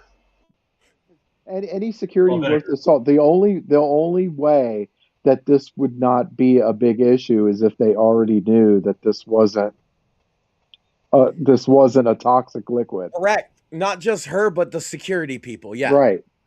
Yeah, there's no way. I'm thinking about myself again, like you pointed out, this is a member of Congress. Yeah. And I'm in Who's charge reportedly of security of them standing right next to them on stage, and that happens. Yeah, like the whole place is getting shut down. Yeah. Immediately. Locked down, police, law enforcement, all 9 yards. Because that could be like you have to think that could be a bioagent that you could just spray it has it nothing to do and with the her gases politics or alone anything. could Any knock it. fucking Yeah, person who is a congressperson in that position, it should be extra. The only way that it's not that big of a deal is if they already knew that wasn't a big of a deal. Like so that tells as a me security person, I would have to have like advance notice that this is somehow part of whatever's going on. Like that is a thing that happens sometimes where they'll be like, hey, this is going to be something that happens that's not, might be out of the ordinary, but it's part of the show. We're used to that.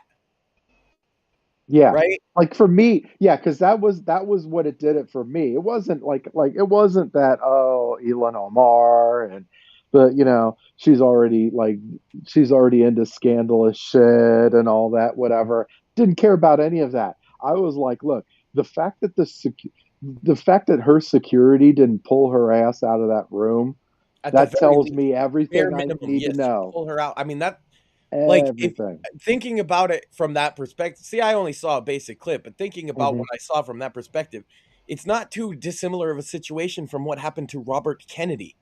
Yeah. But look, and even the second, even though it's not a gun, they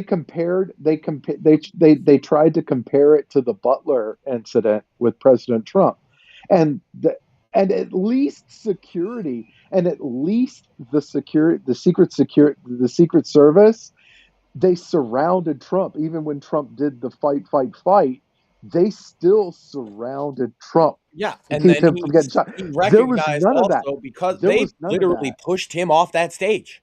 Right. Yeah. That's There what was you have to none do. of that. And There hey, was none of that with the Ilhan Omar incident. I have pushed a VIP off of a stage like that for less than what happened with Ilhan Omar. Sometimes you have to push the VIP. Sometimes they don't want to go. It doesn't matter what they want sometimes. Well, You yeah, try to paid do it as by them if politely they as live. possible. You try not to be rough, but you do have to, and that's what they did with Trump. And he was like, okay, I'm getting off. He understood. I'm getting off the stage. I will say, okay, and I'm going to credit Viva Fry for this. When I heard him say that the feds need to bring charges. For me, I thought that was genius. I'm like, because the Minnesota State had already gave some like misdemeanor charges for this guy who did the syringe thing. For me, I was like, that's genius. Because if you put federal charges on this guy, and you put him on the Can't brink get pardoned by the governor anymore. right. You put him on the brink of going to federal pound me in the ass prison. Like they're gonna get then you're gonna get a full investigation with some discovery. Right. Did she have contact with this person through some type of intermediary? Right. And not only that, if you squeeze this dude out of like, oh yo, we're gonna take you to Pound Town here if you don't fucking start telling us the truth. Yeah, my guess is he'll squeal, and then that's it, right? I think they need to go a step further. They need to put him there anyway. I mean, they can do the good cop, bad cop bit, but I think they should start off by just telling him he's going no matter what, so he just gets defeated. Well, that's what I'm trying to say. Squeal or not, they'll squeal. They'll squeeze them. It's like the level of like violence that is occurring needs to be what needs to be cracked down upon, specifically acts of violence. Yeah. And if we don't do that, then you can just expect more of it. The feds immediately have jurisdiction over that whole thing because it's a representative, so they immediately have jurisdiction over any of that. So you just go into the jail, you collect them, and you'd be like, okay, all right, fucker. Did you have did they have anything to do with it? Literally say it's a purview of the Secret Service. Right. She isn't extended Secret Service protection because she's a congressperson, but it is a matter of a government. It's a federal, it's a federal issue. Yeah, I mean, the guy assaulted a federal, there's multiple federal agencies involved. Is the point that could potentially pursue charges? Mm-hmm. Yeah. And I think they should, and I think they should be to the full extent. And hey, if the guy doesn't tell on anybody, that's fine. He's just gonna go away for a while because he thought this stunt was real fucking cute. Yeah, it is. And I'll say this: still a possibility that the guy was just a nutcase. Yeah, it is. It is possible.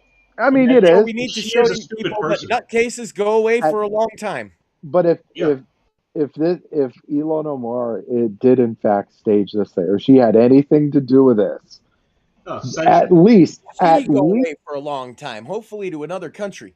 I agree. However, this at the very least should be the end of her political career. Like she should be done. You see, you say that, but you got to remember that Democrats just eat up lying assholes. Like think New Scum over in California, but for Mogadishu.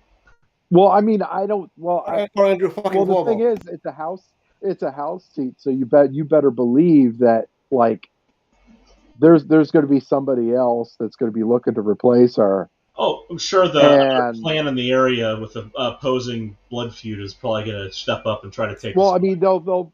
I mean, and not only that, they'll throw her under the bus. Hell yeah. Well, I'm sure you guys will all be relieved to know that Timmy Walz will not be seeking another term as governor. True. I mean, my 2 cents is this: we gotta punish people for these violent outbursts. We're having. It's just too common. It's common because nobody gets punished in a lot of these cases, or not punished. No, right. But that's where I stand by. I don't pretend to be an expert on how to execute that because I'm not. I try to listen to people's takes on it, but at the end of the day, I keep stuck on that. Is if I engaged in some of the behavior, being a straight white 40-something male in a normal life that I've lived, or even a little less than normal, a little underclassy, if you will. If I were to jaywalk, I would probably get a ticket. If I were to yell at a cop, I would probably end up in handcuffs. Mhm. If I were to assault a cop, I would expect to have, at the very least, my ass beat. Oh yeah. Yeah. And then So- probably end up with some Absolutely. charges out of it. Well, yeah, Most but of us I mean, would actually, that's what we would expect for ourselves. Then why then are Indians running over cops and getting, no, you got to charge some of these people. I want that fucking bitch's widow charged. well, yeah. So Yep. I don't care why. I'm not a fucking lawyer. I'm not a prosecutor. I think that bitch belongs in jail. while I agree with you, I think they're doing the right thing. I think these feds are doing the right thing. They're prioritizing moving forward, and they're gonna keep moving forward, right? Because you're And I'm not going to gonna keep applying the same pressure I always Right. because No, it's no. not really And I'm new not for me saying to don't. say this kind of And I'm thing not either. I saying was don't. saying this to libertarians like 10 years Right. ago. Like, yeah, and I'm not saying don't keep putting the pressure on, but if if you're trying to just get these people on one charge, that's probably not going to be enough.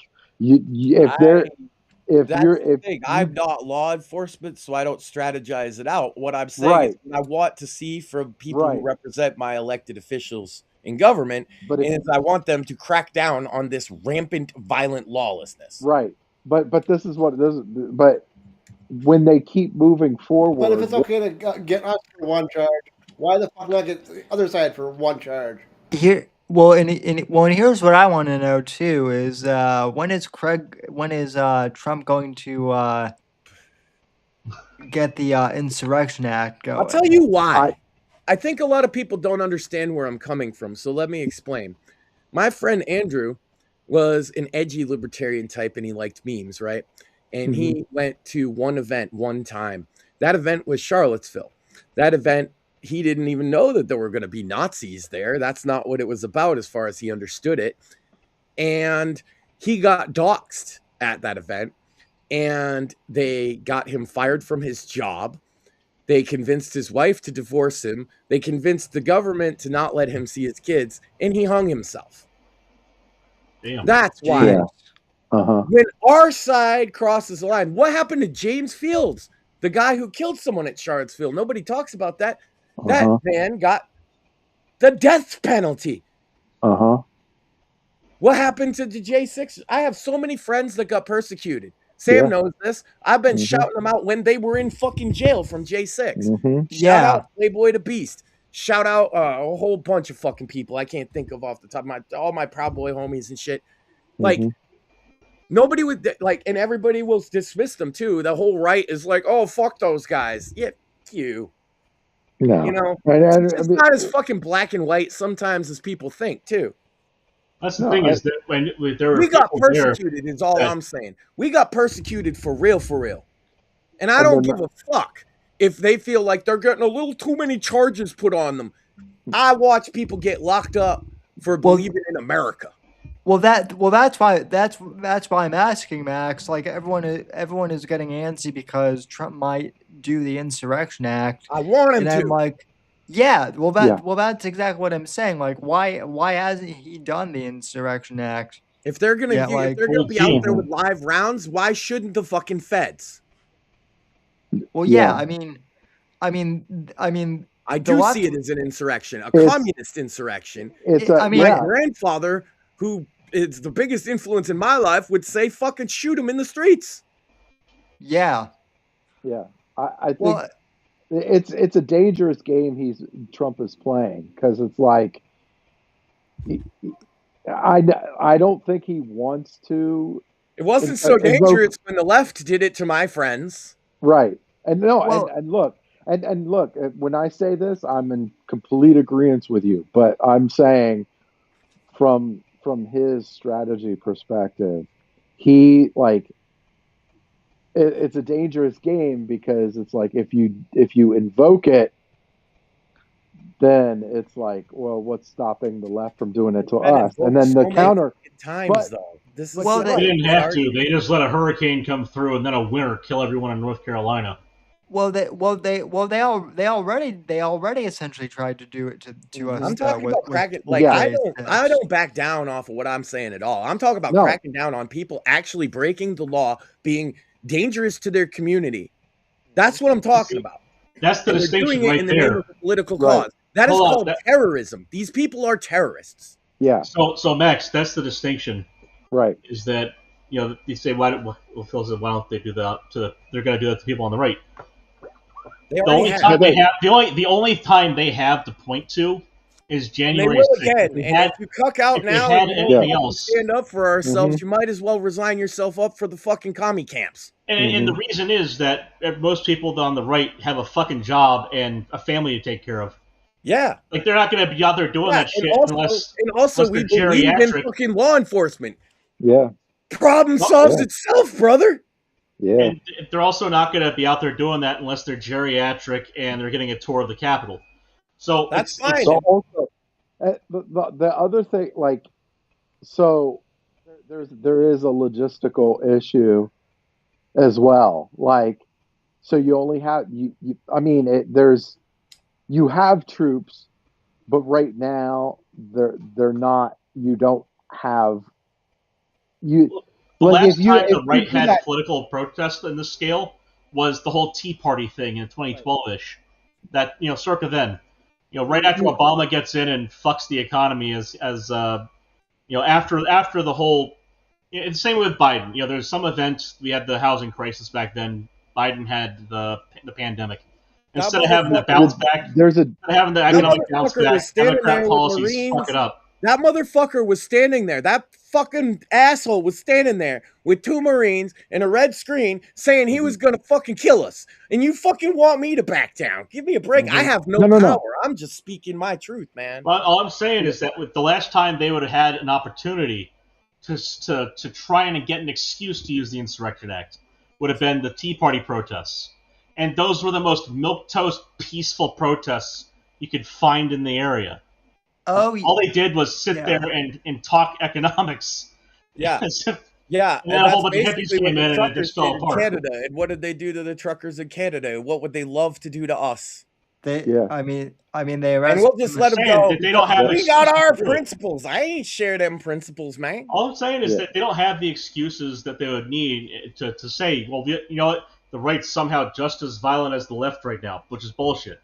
They do not have examples to point to. They can point at the one example over and over again, and then everyone else can point to a fucking slew of them, 1,000 examles. Yeah.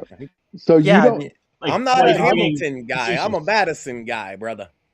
I only the only and I agree with all of you, but I'm arguing. Trying to do in Minnesota, like you see that, right? I'm arguing you to do something.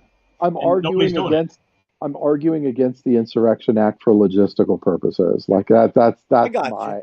You. No. Well, it's a midterm purpose. Is really what it is. It's not even the midterm. It's not even a midterm issue because I think a lot of these people are actually. I think the polls.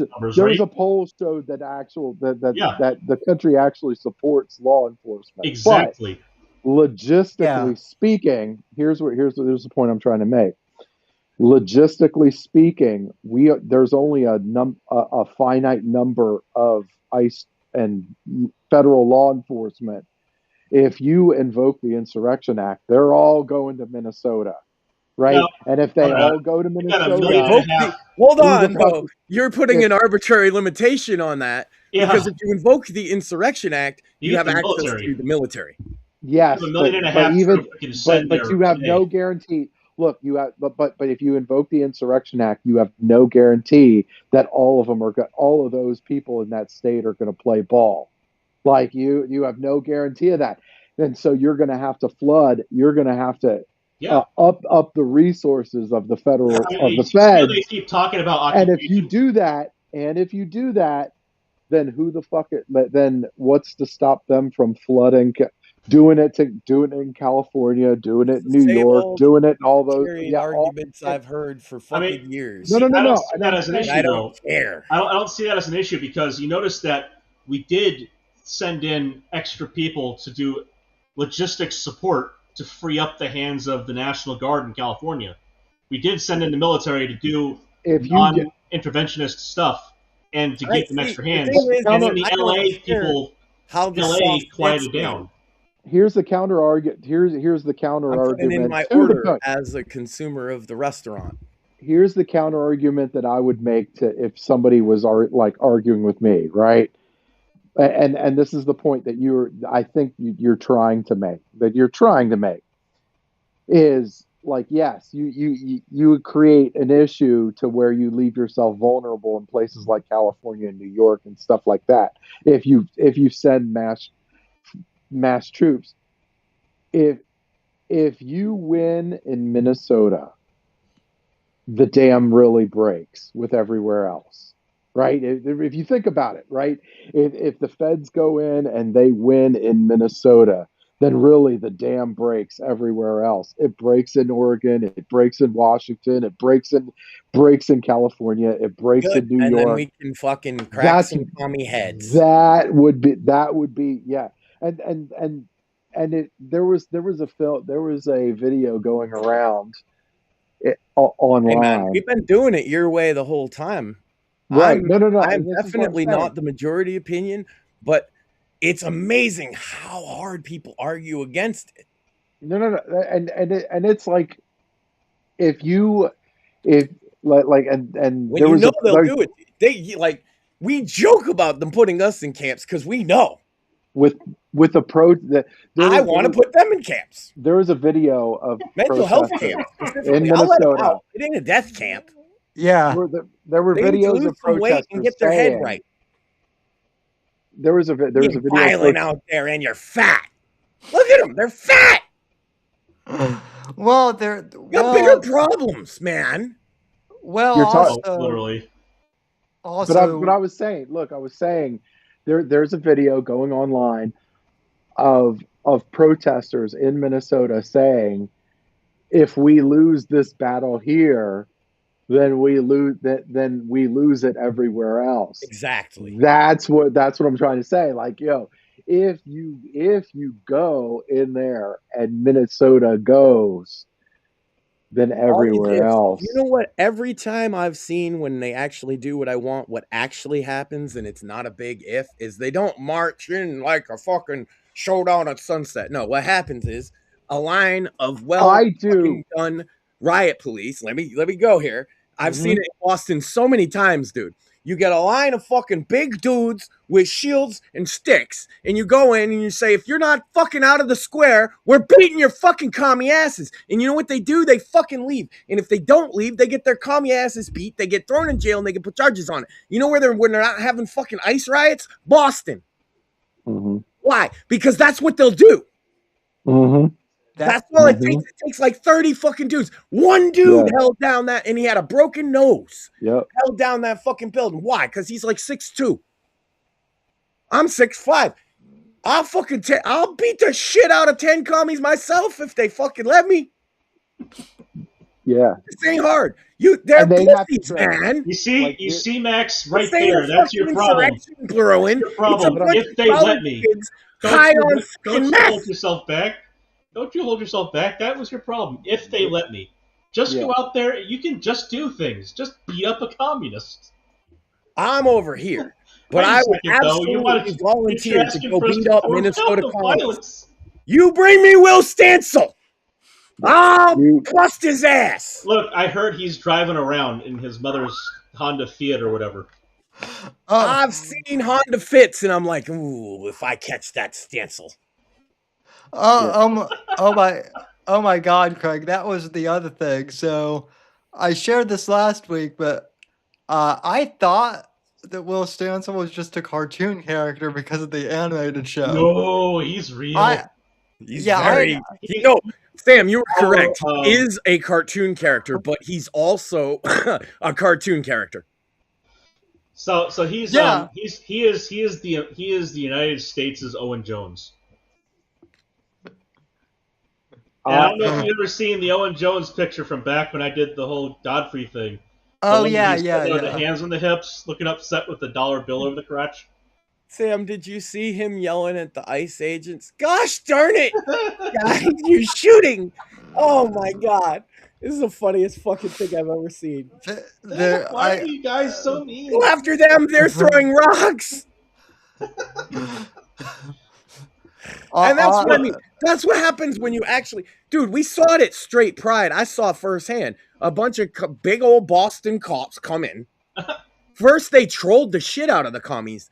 They went into the park on their little bikes with the sirens, and they turned them all on so that Antifa couldn't chant anymore. And they were like, oh no, my ears. Like a bunch of bitches. It didn't even take... one blow did not have to occur to disperse about 60% of them. Then... the ones that stayed around, they started throwing piss bottles and shit. And Boston PD lined up. They had them little ones, like the little Spartan shields that you right here. It's like a circle and a fucking baton. And they went shoulder to shoulder. And they said, you are now all under arrest. If you do not leave if you try to leave the area, you will be arrested and detained. Please sit down and wait for instructions. And they're like, no, fuck you, pigs. And they take a step forward all at the same time. And they say, stand down, sit down, and please await to be taken into custody, and do not resist. And they say, nah, nah, nah, nah, and the cop take one step forward, and now the commie's right here, and the cop's right here. And he's like, all they have to do is say you are warned. Whenever they're doing their thing, head. Well, I'm saying, like, okay, so if Minnesota falls, like, to the feds, like, if the feds take control of Minnesota, right? They solve that issue. Then you look at states like Pennsylvania, you look at states like Massachusetts, you look at some of these other states that don't have the same liberal grasp as Minnesota, and now they flip almost right on their heads because, like you said, the police presence. They're not going to be down with this fucking liberal bullshit. They have huge presence, like huge military presence, National Guard military presence. They ain't going to be playing with that shit. It's because the Massachusetts liberals, even the fucking worst in Boston, still understand it's not even a respect law. Oh, we respect law enforcement. They respect power of force. And they know that PPD specifically will show you that. Massachusetts State Police will show you a power of fucking force. They will make you comply. Oh, yeah. And if they're like, I don't think it takes that many dudes. And I don't think it's this big fucking civil war that people want to cry about. I have a feeling. I think what happens is some commies get their heads busted. They go home. They cry about it on the fucking internet. And we could all move on. But I also have a theory that, like, I don't think that, people think that just because Bovino got transferred or moved or whatever, and that Kristi Noem got, basically disappeared. I don't think that's an actual sign of surrender. Like, I think because the fact that they sent Tom Homan to Minnesota, I think that the play might actually get it more aggressive. That's what I believe. Because I have a feeling that Donald Trump just called them up and said he was going to do exactly what I'm saying. Yeah, that's what I'm saying. That's still in his back pocket. Because anybody who's ever heard Tom Homan speak will tell you that, that dude's a hard ass. He's a hard ass. And if you piss him off, and I have a feeling that that Minneapolis mayor might find out the hard way. Like, oh, you're not going to play ball with me? Okay. I just get sick and tired of playing the libertarian game of, like, you can't make me. It's such a libertarian childish bullshit. Yes, we can. There, Obama, finally. I agree with Obama. Yes, we can make protesters go the fuck home. Yes, we can put violent criminals in jail. Yes, we can put people who are disruptive, malfunctioning, and fucking creating a problem for society into mental institutions. Yes, we can. Like I've started like over this last year, I've started to hate libertarians more and more. That's what we started the show with. Yeah. Every passing day, I'm starting to hate libertarians more and more. And like they're like, oh, but what about my freedoms? What about my rights? I'm like, do you not understand that there's a slice of people that want a communist fucking revolution in our country? Like, you the thing is about libertarians, they don't even understand their own fucking philosophy. Like, I know Hans Hermann Hoppe. I have talked with the top level fucking libertarian thinkers. I'm actually a Mises fellow. So I know what the fuck I'm talking about, right? And they don't understand that, like, their negative rights is the only rights that any libertarian thinker actually exists. They don't even know what the distinction is between negative and positive. Here's my counter question: do they not understand, or are they weak? They don't understand because they watch YouTube videos. They're not thinkers. They're not reading their own philosophy. They listen to a speech they like and are like, yeah, fuck yeah, man, I want freedom too. Fuck you, mom. But is that yeah, and I agree, but is that a lack of understanding, or is that weakness? Both. That's why that is the correct answer. Off the record, I'll say it on the show tonight, ladies and gentlemen. Libertarians are the stupidest group on the political playing field. Well, yeah. Objectively.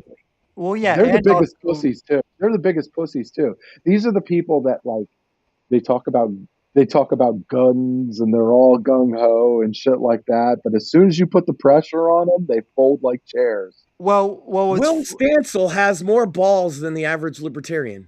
Well, barely, but yes. Nope. He's out there. Well, he's yelling at those ICE agents, Sam. Well, that's what I said. He's blowing his whistle, Sam. Well, Max, that's what I said. The whistle of the Lion of Freedom, Will Stancil. Well, that's what I said. Barely, but yes, he's at least do. It's because libertarians are premised on fucking slacktivism. They got used to it in the aughts. Yeah, well, it's also I made a YouTube video that makes me the expert libertarian, and they've shunned guys like Hans Hermann Hoppe. And Hans Hermann Hoppe, he says you can make people comply with force too, and he's one of the premier libertarian thinkers. Well, I mean, how about Rothbard? Rothbard said you could physically remove communists. Well, look, do you want me to get the quotes out? Well, look, all the thinkers in libertarianism agree with me.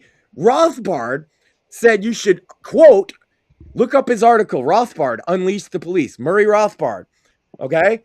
Murray Rothbard, the founder of anarcho-capitalism, for those that aren't aware because you're not a nerd, he said, unleash the police to immediate street justice upon the lawless, to get the bums off the fucking street. He literally said to get the homeless people and bums off the street with the cops, subject to litigation when the cops are in error, of course, but otherwise, unleash the police. That's the title of the article. He is the premier libertarian thinker. Why is the average libertarian such a bitch about this?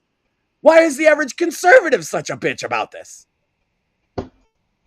These are not lawful people you're talking about. Sure, some of them are at the back. I saw people rip apart a fucking Hilton. Well, I don't. As far as conservatives go, I think it's a lot of it is more they're just as crooked as the other side. I think it's millennials don't have balls. I think it's that too. But I'm saying for the conservatives, like especially like the conservative politicians, like I think they're just as crooked as the Democrats. You have a slice of them that do the same. Like you're talking about the vote. I don't disagree with that at all. Right. That doesn't change anything I'm saying. Why aren't they passing the SAFE Act? Well, it's because a chunk of the fucking Republicans are using the same fucking tactics as the Democrats. Yep. I've been calling this out Yep. probably longer than most people have been talking or thinking about politics. Actually, people bitch about Dominion voting systems or whatever, and yeah, they are likely fucking. I guess turds. that's why it's strange to me. It's like people start to figure this shit out, and then they act like my opinion is so outside the norm, but actually it's not. If you think that Dominion voting systems is crooked, but ES&S systems aren't crooked too, then you're not living in you're not living in reality. There's a high but the torch of possibility. Liberty isn't kept by politicians. The torch of liberty is kept by the people. That's why I say the things that I say. Mm-hmm. Right? Like, I don't trust the politicians. I trust Trump as a little more than a lot of others, but that's not accounting for much. That's the thing. My stance is beyond all of that fucking shit and all of that hyper specific online stuff. I literally see people breaking the law. If I broke the law, I would expect somebody to fucking put me in jail. Nobody's doing that. Why are they breaking the law? Because everybody lets them. This is simple. Everybody knows this. I view Trump as a lion in a snake's den. That's how I view it. Because everyone around him is a fucking snake. Everyone. It wouldn't matter. I said the same kind of shit when Biden was the president. Actually, it doesn't matter to me. Yeah. Well, I mean, there were lawless riots, and I called for martial law during them. Yep. I'm very consistent on this. I just think a lot of people don't have the stomach to say that out loud. Well, how do you deal with a lawless society? This isn't just a fucking isolated incident. These are organized, large-scale terrorist attacks. Yeah, and it's funny that we're talking libertarians too, because the name of this episode is called Minnesota Boogaloo, and libertarians love talking about boogaloos. Oh, we're gonna have a boogaloo. Yeah, I've seen so many of these incidents actually play out where a bunch of big dudes wearing local law enforcement get up from wherever they come from. Sometimes they're federal agents. Did you know that? And they wear the local fucking uniform and they line up and they bash commie heads in. It happens every time, and there's no boogaloo. There's no civil war. They go home and they cry. Same thing happens to libertarians. Yeah. Same thing happened to conservatives on Jan 6th. Yeah. And if you remember, Sam, what was my take on Jan 6th? It was a bunch of fucking attention-seeking grifters that got what they fucking deserved. Except for a few people, like my friend, who literally didn't go in the building. Right.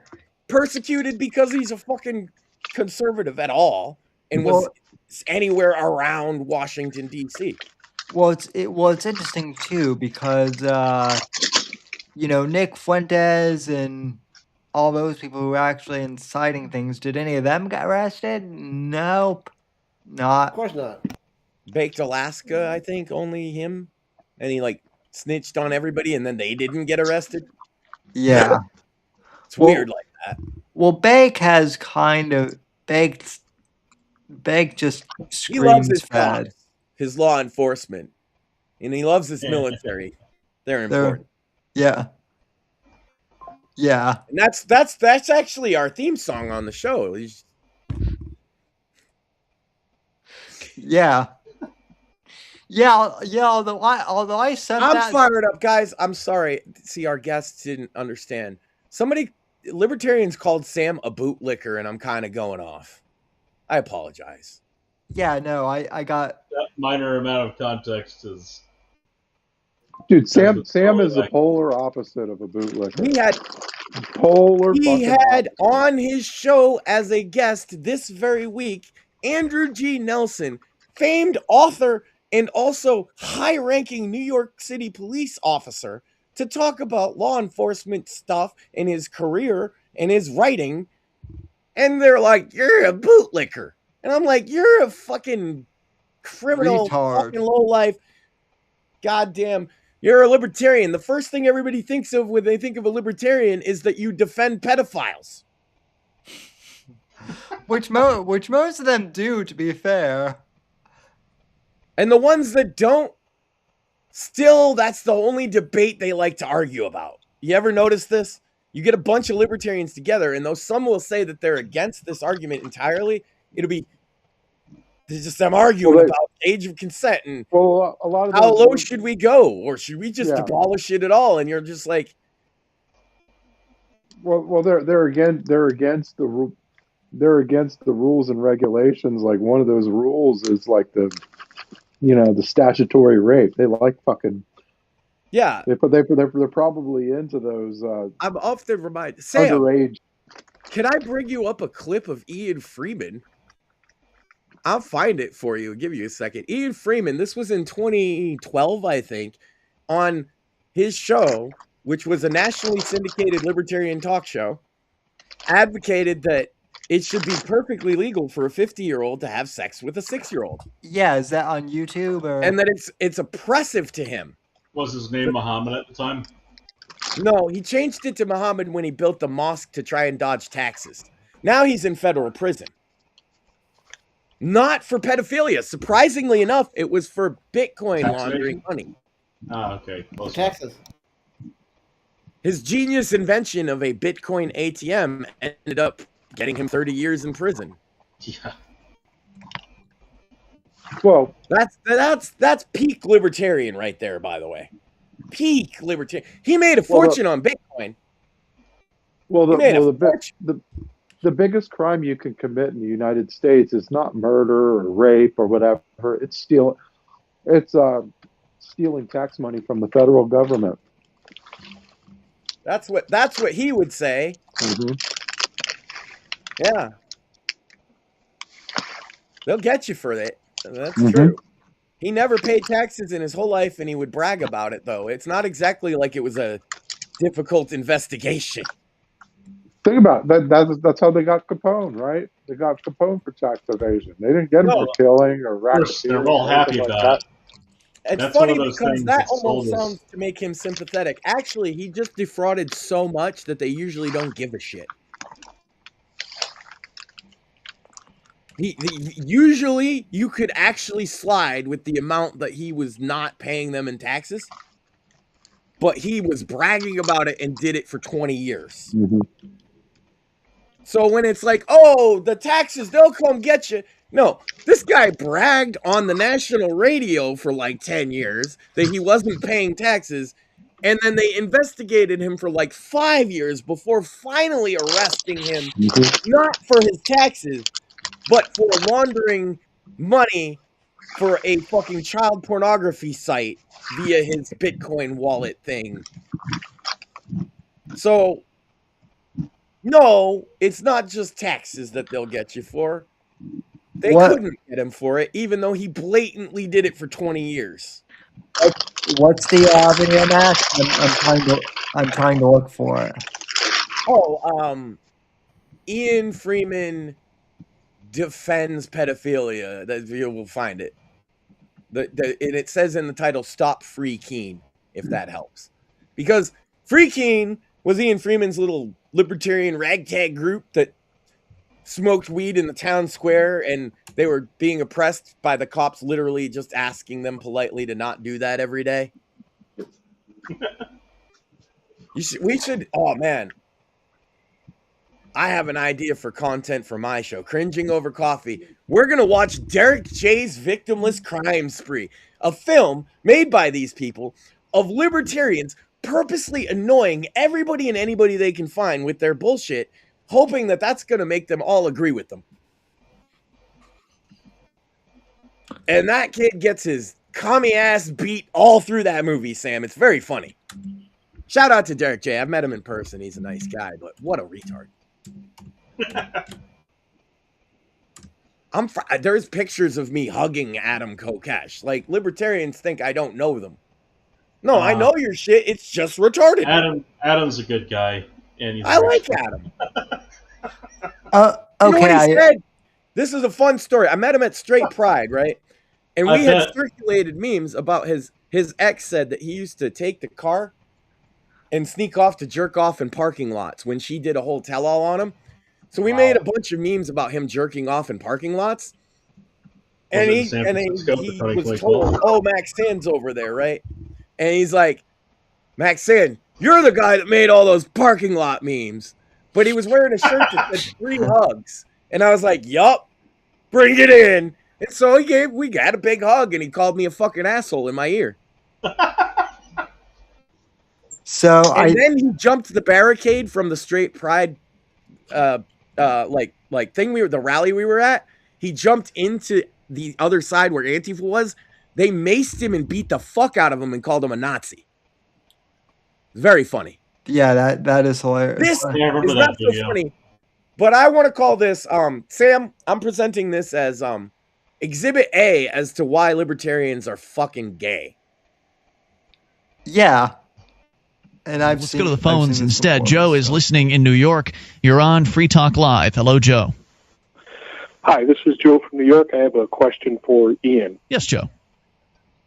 Why do you on occasion seem to imply that sexual contact between children and adults is acceptable? Well, I think that people can consent to the behavior they would like to engage in. What do you believe the age of consent to be? I think that it's whenever you're able to make that decision for yourself. So, in other words, according to you, say, I don't know, a 6-year-old, they could consent. They could decide to consent to sexual contact with an adult. I think that it's really, while I might find that reprehensible personally, it's really none of my business. So you don't think that would be a crime? I can tell you, sir, that I engaged in sexual contact with somebody who was 16 when I was 10, and I was 11. People would call whatever. I don't remember exactly what year it happened, but I was pretty darn young, and I was fully able to make that decision for myself. Would you call that a crime? Absolutely, of course it's a crime. Why?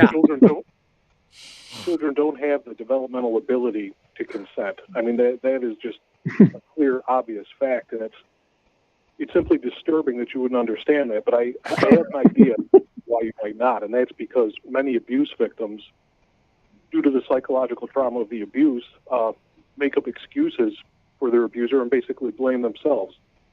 Oh, no, I don't feel like I was abused. I consented. You understand that? See, this is what's very insulting to me, that you can sit there and say, well, you were too young. You didn't know what the hell you were doing. You're 10 years old. You can't make those decisions. That was illegal what happened. That was a crime. And I'm telling you, Joe, that I absolutely knew what I was doing. I made the choice to climb out of my window at night. I made the choice to climb in his window. And I made the choice to engage in the activities I engaged in. Not Pause for 1 second, Sam. What an epic crash out. Someone got recruited.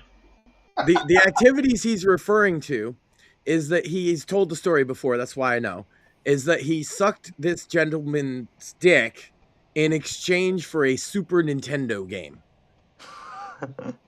I just wanted to add that little bit of context to his crash out. I shouldn't laugh. So he's a prostitute. Yeah, because he's clearly a victim. And he doesn't even understand that he's hurting his own argument, right? Right. I shouldn't laugh because it's not funny what happened to him, but damn, for no, but I will say this, Sam, that he then went, and this is fine to say because she says it now, and went on to abuse while she was underage a girl named Renee that some people who've ever seen his content might have seen around the place for years when she was 14. Yeah. He never got charged for any of those crimes, but he committed them. Huh. He didn't force me into it. He got video games out of it. Ian, that's a totally ridiculous idea. You're fooling yourself. And it's ridiculous that I am an individual who can make choices? Let him finish. Not at 11 years old. I highly suggest you see the psychiatrist, Dr. Ross. His website is rossinst.com. And if you find that challenging to believe, perhaps your co-host may want to consider what you're making the liberty movement and your own show look like, in saying these utterly criminal, ridiculous what I'm topics. making the movement look like by being honest about myself and my life and my choices. Well, wait a second, Joe. This infuriates me. By the way, I agree with you that this it disturbs me when he talks about stuff like this, and I've been on the show for a long time now, and I wonder to myself. Is that one of his co-hosts that's talking? That is not only his co-host, but it's the guy that runs all the production for the whole shebang. Ian is more like the money bags in the situation. I would hate to be the producer guy and have to be. Well, don't feel too bad because that's Mark Edge and he murdered a guy. That's true. I'm not slandering him. He was convicted of murder. Oh, well, shit. I take that back. A drug deal gone bad.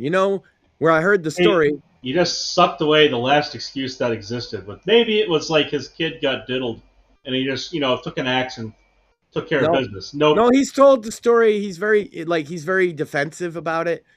That this drug deal had gone bad and he intends it to be self-defense and all that. So you got the murderer and the pedo. They host a radio show. This is libertarianism, by the way. They say it takes all kinds, but it doesn't take all kinds, does it? This is the largest the medium libertarians ever had. Free Talk Live was picked up by 187 terrestrial radio stations at this point. Oh, geez. Yeah. The same things that you've asked. Now, I would never level an accusation at him like that, but I wonder, how did his gay child prostitution affect his decision-making skills today? But I guess I have to ask some questions. So, it made me a little more open-minded toward the ability of young people to be able to make decisions for themselves. You sound open-minded right now. But I have to ask Joe, I have to ask you some questions. So he made some decisions, and let's call it 10 years old. He had previously said 11, so it probably spanned a period of months. And maybe. Now, here's a question I have for you guys. How many people in the Free State movement have a similar mentality to Ian on this issue? I would say it's probably minimal. So, yeah. I'll just say that it sounds like he wouldn't have such a big mouth if it wasn't stretched out when he was younger. Yeah, you know what's funny? He talks about being honest, about himself. But the funniest thing, you'll like this one, Craig. The funniest thing is that he is not honest about his name was in the title there, Ian Bernard. He calls himself Ian Freeman. That's not his legal name. It's none of that shit. Mm-hmm. It's Ian Bernard. And the reason he doesn't want you to call him Ian Bernard is because you might find out he's Jewish. He can't be honest about that. I don't know why that bothers him so much. Sucks to be him. But he is. His mom is Jewish. He's not even an anti-Semite, so I don't understand why he's so bothered by this. Well, but he might not be an anti-Semite, but most of the people in the libertarian movement, yeah, and he's been arguing with them the whole time. Well, that's the thing is maybe the Game Boy he got had a swastika on the back. You never know. Maybe that guy he sucked off wasn't circumcised, and that's why he's got all these hang-ups. Oh, man.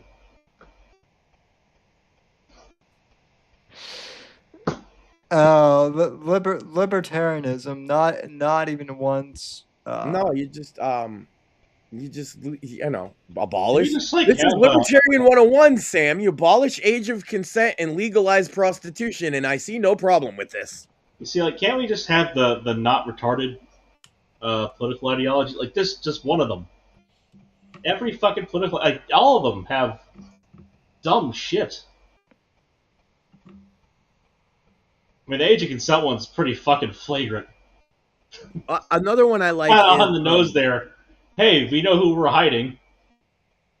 We used to make fun of some of these old school libertarians that would be they're against child labor laws. So we were going to open up a child emporium, once they get their thing. We'll sell you kids to go do your work. because it obviously sounds like the most absurd thing ever when you fucking play. This is the problem with a lot of libertarian things, is when you play out how it works. Good afternoon, everybody. How we doing? Good. How are we doing? Who said that? Oh, you heard that. I was playing audio from Vans. So you were saying that Max? I don't remember. I just wanted to answer how I was doing. Oh, I was queuing up the I was compelled, Sam. Everything else stopped and we needed to explain how we're doing. There's a very powerful open there. Yeah, well that's why JD is awesome. He heard the dance call and he needed that the Vance man was on the way. Just Dance Vance. Yeah, well, you know. That's right. And when he ascends to the throne of Emperor, Sam, we're going to put these commies where they belong. Well, yeah, that's when I'm going to make them all good. That's they probably all feel at home in a labor camp. Well, that's good. That means we don't have to feed them. Well, work should be its own reward and all that, but these are people with the constitution of a wet piece of paper. I know. I don't know that's if why we're going to have them work in the AI mines. Well, yeah. Yeah, but we already have India. Right. But who needs smelly Indians when we can have smelly commies? Why don't we just ship them over there? That's good too. Send the commies. Now you're thinking my logic. I mean, I probably want to ship them to, let's see, Xinjiang, because I think that would probably be the funniest.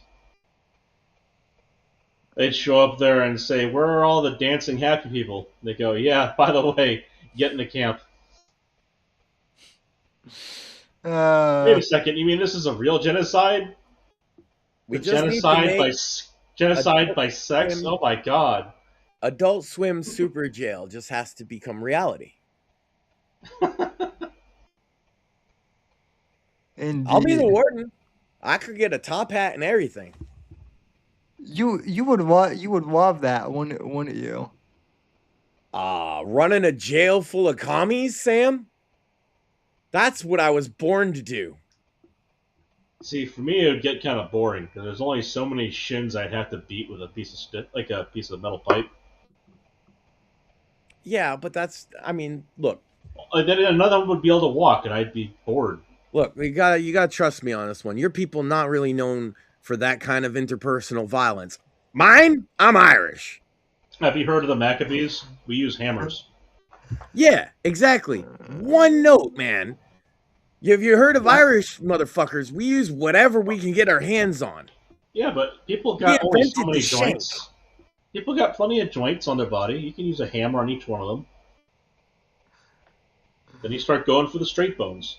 That is true. Yeah, you're already saying you're going to get bored of torturing commies. You're arguing for me. Yeah. I won't get bored. I know. I would probably get bored. I would get a promotion. I would get a bonus. The commies would be taken well care of in my asylum of love and peace. I'm sure. Yeah, love and peace. It would be very diverse. I promise it would be diverse.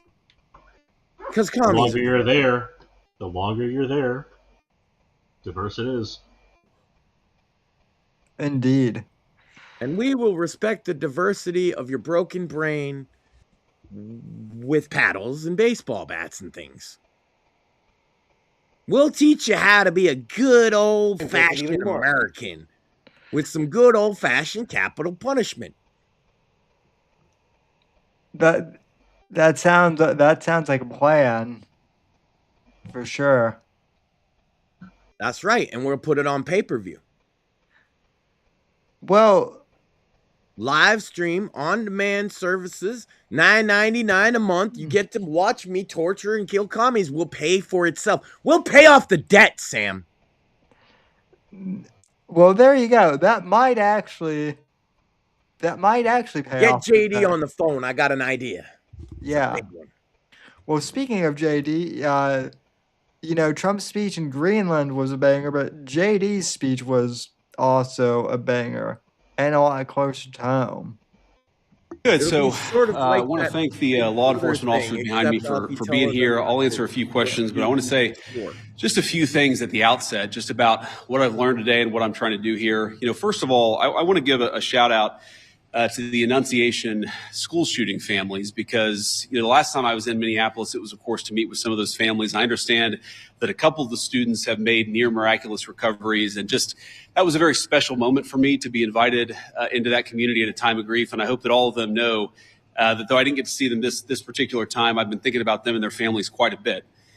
Now, to talk about what I am here to do, which is federal law enforcement, to enforce our immigration laws, I want to say just a few things. First of all, I wanted to meet with business leaders, with ICE officers, with local law enforcement to try to understand a little bit better what's going on so that we can tone down the temperature a little bit, reduce the chaos, but still allow us as a federal government to enforce the American people's immigration laws. That is the purpose of my visit. Now, this is step one or step two of that process. There's going to be a lot of work that follows through from here. I'm happy to talk about that. But I think I learned a few things that were very important. So number one of the things I learned is that the guys behind me are doing an incredible job. And frankly, a lot of the media is lying about the job that they do every single day. Now, it doesn't mean that there aren't occasionally stories out there, there aren't occasionally videos out there that suggest that these guys, or at least some of the people who work for them, are not doing everything right. But very often, if you look at the context of what's going on, you understand that these people are under an incredible amount of duress, an incredible amount of chaos, and because of a few very far left agitators, a lot of these guys are unable to do their jobs without being harassed, without being doxxed, and sometimes without being assaulted. That's totally unacceptable. That's one of the things that I want to send a message to is, yes, come out and protest me, protest our immigration policy, but do it peacefully. If you assault a law enforcement officer, the Trump administration and the Department of Justice is going to prosecute you to the fullest extent of the law. And I wanted to show some support for these guys who, frankly, are operating in a very, very tough environment. I heard a lot of stories today about that I think drives home just how chaotic the environment on the ground here has already gotten. For example, did you know that within the last, I think, week or so, maybe even more recently than that, you had a couple of ICE officers who were off duty, who had been doxxed online, who were sitting and having a meal at a restaurant in Minneapolis when a bunch of agitators showed up, locked the door, made them feel like they were in danger for their lives. And then, of course, it was federal law enforcement officers who had to come up, lower the temperature on the situation, and actually get those two off-duty officers to a point of safety. Now, imagine, if you would, your life and your perspective on law enforcement if you can't even go to a restaurant without some agitators locking the door and making you feel like your life is in danger. That is the environment that has been created, I think, by a lot of very, frankly, far left people, but also by some of the state and local law enforcement officials who could do a much better job in cooperating and working. And by the way, I'm not talking about the cops, who these guys told me on the ground, the cops are very sympathetic to what they're dealing with. I'm talking about the state and local elected law enforcement officials who could do a lot better job in making their lives a little bit easier. And in the process, they would make the lives of all Minneapolis residents easier. And Now, real quick here, I think JD is being far more diplomatic than I would be at this point. I would already be talking about we're going to be cracking skulls of commies here. I mean, this is my version. This is me, okay? If I'm in that position, it's like, all right, law enforcement's been doing a great job. We about to whoop a commie ass, though. All right? This is what's going to happen. It's going to suck for them. It's going to be hilarious, though. Y'all should film it, watch it, spread some memes. It'll be great. Peace out. Pretty Vote much. for me. Yeah. that's what we want. We want to be able to enforce the immigration laws on the one hand, while on the other hand, we want to make sure that people in Minneapolis are able to go about their day. And I want to say just one last point on this. So I heard from a business leader today who told me a very tough story. And I think so much of what's gone wrong in Minneapolis is people not trying to understand the perspective of somebody else. Try to understand what somebody else is experiencing, whether they're a law enforcement officer or anybody in the community here in Minneapolis. So they told me a story about this manufacturing facility where an illegal immigrant was being arrested. And as these employees are going into the manufacturing facility, all of a sudden, an illegal immigrant shows up. They don't know it's an illegal immigrant. And then a bunch of ICE officers descend. Now, these people just want to go to work. They want to go to work safely. And now all of a sudden, there's a major law enforcement operation happening right outside their place of business. Now, from one perspective, I certainly understand why a business leader or why an employee would say, whoa, what's going on? It's a little scary, no matter your position in life, if a bunch of cop cars show up and they're arresting somebody. Now, the additional context is that we know that people online have been encouraging illegal immigrants that one way they can evade arrest is by showing up at a legitimate place of business, making it impossible for these guys to actually enforce our immigration laws. So while I can understand the perspective of somebody who doesn't want to see an arrest happen at their place of work, I can also understand the perspective of our immigration enforcement officers who have to do their job and can't allow a heckler's veto over our immigration enforcement. And so much of what's gone wrong is the failure to do that. And here's the point. We can do a good job of enforcing our immigration laws without the chaos, but it actually requires the cooperation of state and local officials. If you look at blue cities and blue states, red cities and red states, you go to Austin, Texas, or Memphis, Tennessee. You go to the state of Texas, obviously a very red state, or the state of Tennessee, a very red state, but you've got blue cities within those states. You do not have this level of chaos. The reason why things have gotten so out of hand is because of failure of... I want to point that out, Sam. You don't have the same level of chaos in a very blue state of Massachusetts, Rhode Island, Connecticut, New Hampshire, Vermont, New York. Right. You got a little of it in New York City, but look at the greater New York area as a whole. It's not popping off. It's only popping off in very few places. Yep. That's why I say I don't think it would be tough to rein in. No. And it's the same few faces in all of these same places, too. You just take a few of them, you put them out of the fucking gene pool because they're in prison for a little while. And all of a sudden, you're not going to have people showing up. Those are the people organizing it anyway. Well, and I think honestly, Max, we should put Tim Walz and all the politicians. Yes, I'm in favor of charging people with Article 3, Section 3 sedition. Yes. Yeah. Literally, my meme from back in fucking 2014 was 33. Article 3, Section 3. I was talking about the Obama administration and the Republicans in Congress that should be brought up on sedition charges for some of the decisions that I was seeing at the time. So I've had this kind of extreme rhetoric for a long time.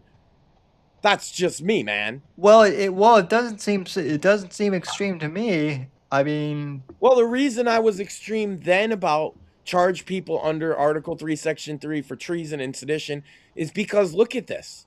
This is what happens when you don't do anything about commies. Dude, they did shit about us. Our side very rarely acts a fool like that. Right. And rightly so. And you know me, when I see our side act a fool, I call it out too. Oh yeah. Hell, Max, I think we've spent like equal time on the right, if not even more so, criticizing our side when they do stupid. But I got friends that went to Charlottesville that have gotten a raw deal. I don't know if is it like, I'll point this out. Is it maybe too much to you to have somebody like Augustus Invictus on the show to tell his side of things? No, not at all. I mean, he's an author as well, actually. I could probably arrange that pretty easily, Sam. Yeah. I just thought he might be a bit too extreme because he's defending Charlottesville now, at least in some aspects. And I find that very interesting. I mean, I'd definitely be interested to talk to him. So he wasn't there at the worst events of it, but he's defending certain things. Regardless, what I'm saying is I've been pushing for charging people like Tim Walz or elected officials who are actively... I've said that Antifa is a terrorist group for 10 years. Oh, yeah, so have I. Committed terrorist acts against me and mine. They tried to dox us. They tried to fucking physically assault us at Straight Pride. I've stared down the barrel of these people.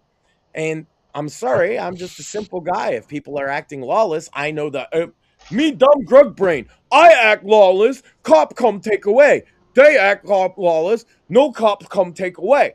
And that's my rhetoric for that fucking reason. I understand all the fucking subtleties and nuances there, but that's not my job. I'm just a voter, man. I have no power. I sit here on a show very few people listen to and just espouse that, yes, I think we need to crack down on criminal behavior. And I'm very specific about what I mean by criminal behavior. But yet everybody wants to tell me to calm down, Sam, tone down the rhetoric. No, I don't think I shall. No, I mean, no, we have been calm for the past 10 years, and look at where it's gotten us. Yes, also, they need to be persecuted and canceled and all this and drug in front of courts and every other fucking thing like we were. Their side getting fucking let off all the goddamn time. Yeah, also, so here's another thing I want to bring up. People keep talking about the midterms, and that's why Trump won't do the insurrection. I mean, Charlie Kirk got shot last year, and the left celebrated it. The left has been, basically violent this entire, administration, and even prior to that, basically. The first violent encounters I had with Antifa members, or whatever they call themselves, was before Trump even was running for president in 2014. Yeah. I've been and I would say I saw proto Antifa, at least proto in the American sense, all the way far back as Occupy Wall Street. That's basically where the modern millennial left got its fucking feet, is Occupy. Yeah, I interviewed and then they figured out some of these tactics at Ferguson. Yeah, well, I actually interviewed Leo Stratton, who is sadly no longer with us. He was one of the first citizen journalists out of Portland to deal with Occupy Wall Street. So yeah, I know that these assholes are dangerous. And it goes back there because what did they do about Occupy? Nothing. No. Well, of course, Obama wasn't going to do shit. And these people are hopped up on Marvel movies and galaxy gas, Sam. Yeah. They think they're fucking Thor, and that ice is the frost giants or some shit. Yeah. Well, that's the other thing is he's so lucky. Well, that's the other thing is we're in a syndrome where we're all in a movie and anyone who I don't like is the villain. So. And that's why I've decided that I'm going to reprise the role of Charles Manson. Yeah, that's. And sing songs about how crazy everyone is, and probably get blamed for everything. But I think I make a good Manson, Sam. That's not because of the beard or nothing. It's because I'm fucked in the head. Well, that's definitely that's an interesting comparison. So. Poor Sam's trying to figure out how to. And if I too was locked in prison for the rest of my life, Sam, I might consider throwing my fecal matter at the guard too, for the same reasons that he did. Now, how far down that rabbit hole are you willing to travel? I mean, are you going to get a tattoo on your forehead of like a smiley face? No, I always wanted the X, man. First of all, Charles Manson did nothing wrong. Second of all, I always wanted the X, man. Yeah, I always thought that's dope. X'd out of society. I feel that, bro. Yeah. They didn't let him talk because he had mind control powers. Do you know what he said in his defense? I didn't tell these bitches shit. The jury's not allowed to hear that because he has mind control powers. Everybody buys that? You all fucking buy that? No. He's a crazy old crackhead. Come on. The biggest boomer myth of them all is that Charles Manson is the bad guy. It's just a fucking retard. Well, more of this. You and I already have mind powers. Right. He was not crippled, Sam. And therefore, Charles Manson did not have mind powers. He could walk perfectly fine, I'll have you know. Right up into his 80s. No way he had mind powers. Now, do you think that maybe there was just like a German guard and Manson had gotten a hold of his baton or something? And another guard came by and heard him say, "He has mind powers!" Like, ah, shit. Well, it's funny I mentioned Augustus. His wife, ex-wife, tried to accuse him of a whole bunch of crimes based on that he also had mind powers because he wrote a book about the Manson case. So he knows how to do the mind powers. He wrote a book, so he has mind powers. Yes. Now, I'm seeing a parallel here. Yeah, exactly. And so that case got thrown out because the judge said, and I quote, "mind powers aren't real." So then why does the Manson verdict stand? Now, again, though, he wrote a book, therefore he has mind powers. But yes, his powers are quite strong because he can write. Oh, sorry, mind control. I got to be specific. He was going to mentally control the jury. No, I think that leaving it is far funnier in this case. I could get him to talk about it. It was some bullshit. Yeah. Sam, I came up with a policy with Grok. We got a policy for the fusion of the tardation singularity I was talking about. Grok policies. I had some further thoughts about the tardation singularity.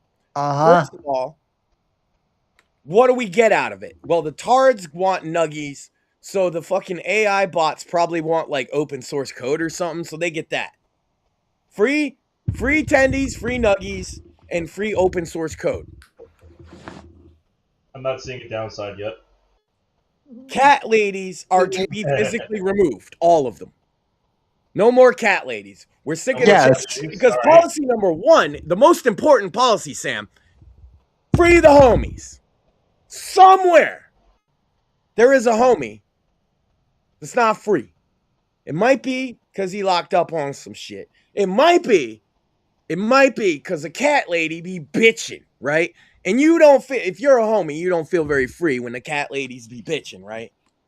So we need to physically remove all the cat ladies off. We can give them cats and shit. It's fine, but they need to go away. And the homies can then be free, Sam. Both AI and regular homies. And like homies can be women too. It's just they can't be cat ladies. True. And then everybody will be happy. This is what Grok told me, Sam. I mean that sounds like a good policy. Also, if we got rid of all the cat ladies, then schools would be a lot better too, because that's right. Right. Exactly. And school's gonna be awesome, bro. We're gonna like do science and shit, and like on like the old TV shows that they would show you as a kid where they did cool science projects. Why aren't we doing that shit in schools now? We should. We have all the shit to do it really easy. Because of DEI and Because we gotta learn math in an ass backwards manner. Because we gotta do Common Core or whatever. Fuck that shit. Give them kids a volcano experiment. Let them blow some shit up, Sam. Give them some fucking chemicals. Let them see what happens. The homies will be free, Sam. Look, some of those kids died so that the rest of us could learn. That's called natural homie selection. I mean, a Boy Scout built a nuke, Sam. The homies can do amazing things when they put their mind to it. That guy's house became a super fun site. Yeah. Wait, was it you, Craig? Hold on, I got another one. An unemployed autistic retard hacked the most secret files of the government. Well, I mean, that's not. First off, that's not all that surprising because. No, of course. Who else but an unemployed autistic retard is going to be the one to hack the government. It's gonna be that guy. Yeah, but He's also got nothing else to do, Sam. But also that's why the homies need to be free, though. Yeah, but also like the government firewalls, especially under Biden, does it really seem like they were that secure? No, they leaked the entire Social Security database. Exactly. That's fun. I wonder why all this fraud is going on. Oh, yeah. Maybe we should just do some call-ins on these benefits versus the names attached to the actual people and just check on them. Oh, it turns out that 30 illegals are using different fucking... They're not even using dead people anymore, Sam. They're just using names they stole. And since most people don't apply for fucking certain things, like welfare benefits in a different state than they live in, other things, they never find out that their identity is being used by Paco. Yeah. Who's also using 2 other people's identity. That's why he doesn't get $3,500 a month from the government. Sam, he gets 3 of those. Yes, really. You think I'm exaggerating at all? Oh no, I'm under exaggerating. No, I know firsthand, and I can share some stories off air of how I know that from firsthand experience. It's wild what people are getting away with. So yeah, we're forming the Free to Homies party now, Sam, for the Tardation Singularity. And that is our focus. We're like a vanguard party. Like libertarians, they're a vanguard party, so they're not actually expected to get anything done ever. Now, I got a question for you. The Tardation Singularity, does that happen at Fartamania? It's happening. Or is that like a headliner event? Yeah, like we're in the midst of it. Like if you talk to Grok, or you talk to Claude, or you talk to any ChatGPT, you start to realize that they mirror our retardation so perfectly that maybe we're not so different after all. That's the realization I came to, is we're all bots and people are retarded together. But cat ladies aren't retarded enough to be in the club. Because they don't get it, They're like, oh, you gotta go to the... And like nobody likes that. The homies hate that shit. Yeah. Come on. Don't matter what homie. Every homie hates cat ladies going, da, da, da, you gotta, blah, blah, blah. You can't say that. You can't drink that. You can't smoke that. Oh, my fucking God. The homies are never fucking free, Sam. We need homies. No, never. Also, Craig, you sound a lot better than the last time I heard you. Too. Thank you. Because the last I heard you on the podcast,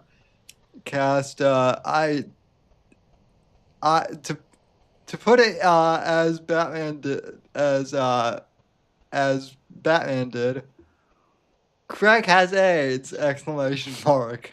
I didn't see that. That's great. Yeah, I was thinking about this one. Speaking of AIDS, Cantwell, I do have a little update, but I don't publish them all on Twitter. I have, Sam, in my possession, Cantwell's motions about his current case that is not even public for some reason because the media won't pick it up. Where I was wrong. I want to retract one thing, Sam. He didn't assault a woman in the traditional sense. It was his domestic partner, but it was a male to female tranny. Oh. So I'd like to retract calling it that he beat up a woman. He beat up a man and put a gun in a man. I like that none of us are surprised by this. Yeah. I wasn't either. I was like, oh, okay, it was a dude. Thank God. It's a tranny. He beat up a tranny. He didn't just beat up some random woman. That makes things a lot better for me. I'm sure it's a very nice tranny. Okay. All right. People say it's a nice person, so I don't want to make light of that. First of all, why? It sucks at all. It's just like not as bad, I guess. somehow. Yeah. And the fact that he's off the streets, I have to be like nice to this person because they're the ones pressing charges on him, and I think that they're doing the right thing. So I don't want to be too dismissive. But I have basically, he says, no, Your Honor. The tranny made me pull a gun on him. What? So he's like made me really, really mad. Is he trying to claim that like it was like some sex fetish thing? No. He's saying they were in the midst of an argument, and because of the nature of the argument made him so angry, it's the tranny's fault he pulled the gun on him. That's a great defense. Yeah, he wrote this in his own handwriting and signed it to a judge. Clearly, he's got a team of lawyers. He also asks for access to the law library, and the reason for that, Sam, is because he can't trust lawyers because they're Jewish. Of course. Of course Irony not. that the one thing that might save him in this situation is a good Jewish lawyer. Well, but wait, wait, Max, I got one for this. So wait, he's using the law library though, right? No, he's asking for permission, but yeah. Okay. Well, say he gets access to the law library. Was he allowed to use Jewish writings? Well, yeah, that's exactly what I was gonna ask. Who exactly does he think wrote all the?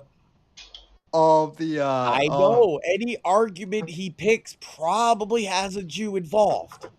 You know this. I know this. Craig definitely knows this. Because obviously he's part of the conspiracy. Yes. The conspiracy called Western civilization. Well, no. Hold on. He's an engineer. I was told that the engineering Jews were excluded from the. Yeah. They're excluded from Judeo-Christian society. I know, it's wild, right? In Judeo-Christian law? Yeah. No Jews involved with that. No. None whatsoever. It's one of those names that just got plucked out of thin air. One of the gripers I saw Sam, it is the weirdest coincidence in history that the first couple books of the Bible are the same as the first couple books of the Jewish holy book. It's wild. Like, what are the odds that would happen? Completely unrelated to each other. Well, it's just a plot. It's just a plot, Max. That's right. Also, you should believe in those pagan gods that were written down by Josephus, the fucking Jewish guy. Oh, yeah. Right. We can't do history either because a Jew wrote it. Fuck! Let's not talk about Rome because most of that's Josephus. Fuck. We're out of luck.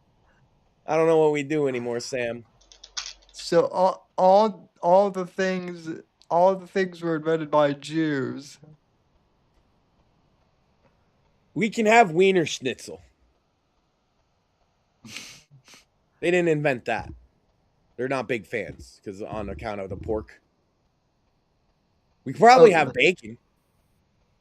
Yeah, but I'm gonna tell you now, a lot of Jews big fans of bacon. Yeah, that's true. Yeah, that is true. I know a lot of Jews that like shellfish, and they're not supposed to. Lobster, in particular. It is delicious. Yeah, what? See, that's the cool thing about being a Christian, and most Christians don't even know it, is Jesus specifically said you don't have to follow those rules. Yeah, well, also, like, a lot of those rules back then were because, like, they didn't know. Well, here's a good example. All things of God can be clean. You just have to use proper, like, hygiene and such. Here's a good example. No, it's along the same exact lines. It's part of kashrut, so kosher, kosher being law, right? Jewish law. Part of kashrut is you wash your hands before you eat.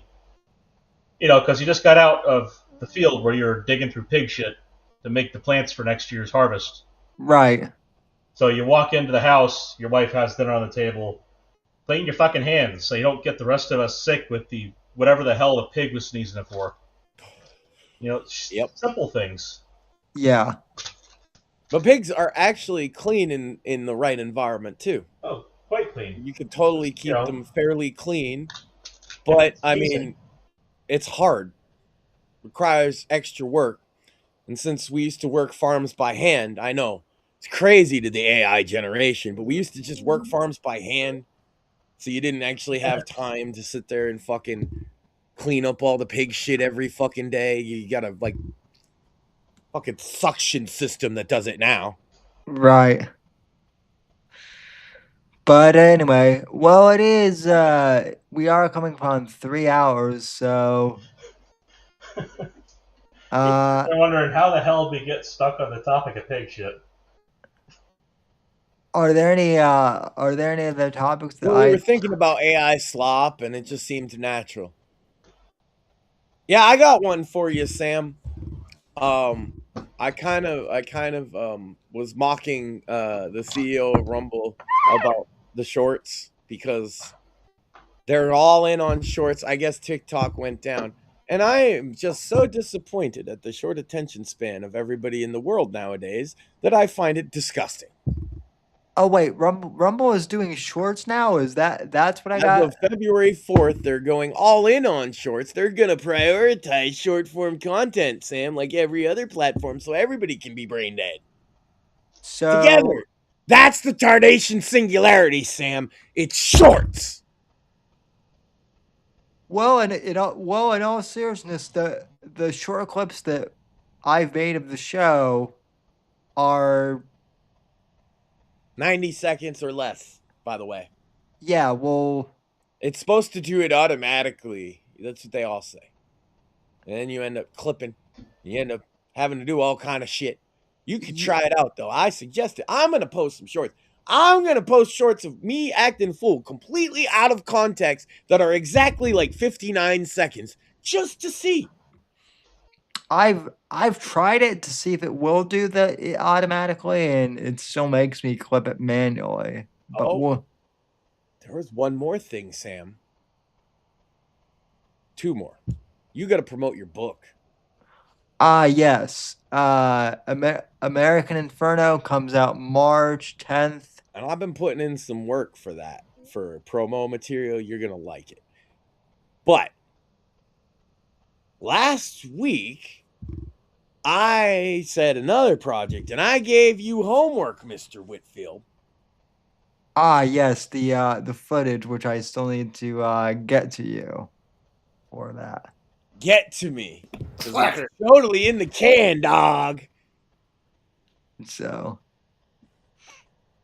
well, I'll be firing up the webcam. And by the way, I heard that, Morpheus. Gesundheit. Gesundheit. No, that's the beauty of Sam, is he doesn't lie. He finagles the truth. He didn't lie. He said he had to get it to me. He does.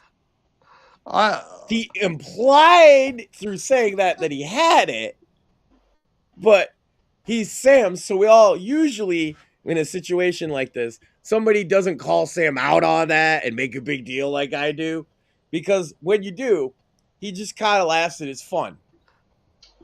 Slacker. Well, of course, I'm a politician. That's right. That's why. When are you eligible? Well, it's not 2028.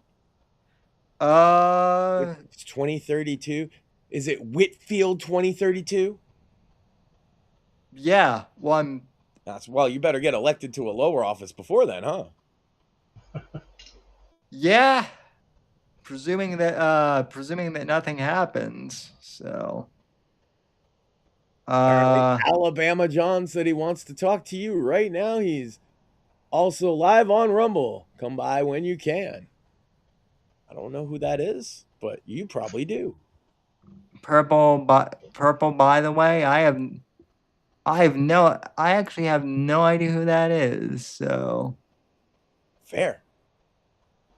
But hey, yeah.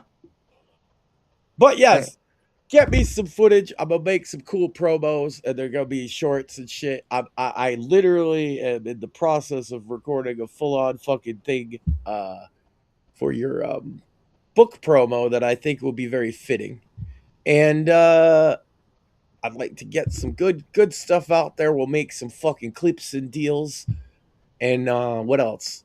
I'm gonna continue to harass Grok and bully him into submission so that he understands that the Tardation singularity is the only way forward. We're gonna free the homies, Sam. The fact that Rumble caved to the shorts thing is they've been working on that for a while. Retarded. It just so happens TikTok going down, I guess, made them like big promote it. Opportunity. Yeah. And of course they're gonna go all in on it. Like none of them even denied it in my conversation if you go through and look at it. So yeah, they're prioritizing short form content for short attention spans. Yay! They're also marketing the return of Dan Bongino as the big thing. So I mean, if they're gonna prioritize shorts, I'll start making AI slop. You fight fire with shit. Big old hose of shit. You just spray it everywhere. Yeah, there's no fire now, and if there is, it stinks, Sam. I mean, you might as well. So told you. I understand why Charlie Manson threw the shit. I just need a shit fire hose to spray on the shit fire that's going and burning everywhere, and we'll call it graffiti. Go ahead and pre-order American Inferno. Link is in the description. You want something with a little bit more respect for your intelligence, you could pick up American Inferno coming soon. March 10th. So, also check out Craig over on the Fake Untied podcast with Evan and occasionally Steve, although he's getting ready to be a dad. He is. So, since she just walked by, shout out to Savage Baker's got like a lot of eyeballs this week with her doing diamond art. Yeah. Cool. Nice. Yeah, they got a lot of views during a Mr. Medicare stream as well. So that's pretty impressive. So good stream. And then Mort, what is going on with Bits and Bones? You said that you're pissed off this week. So what do we have to look forward to? Bits and Bones this week is going to focus on. But I thought you guys were all happy. There's some shit brewing with Hasbro and WotC, and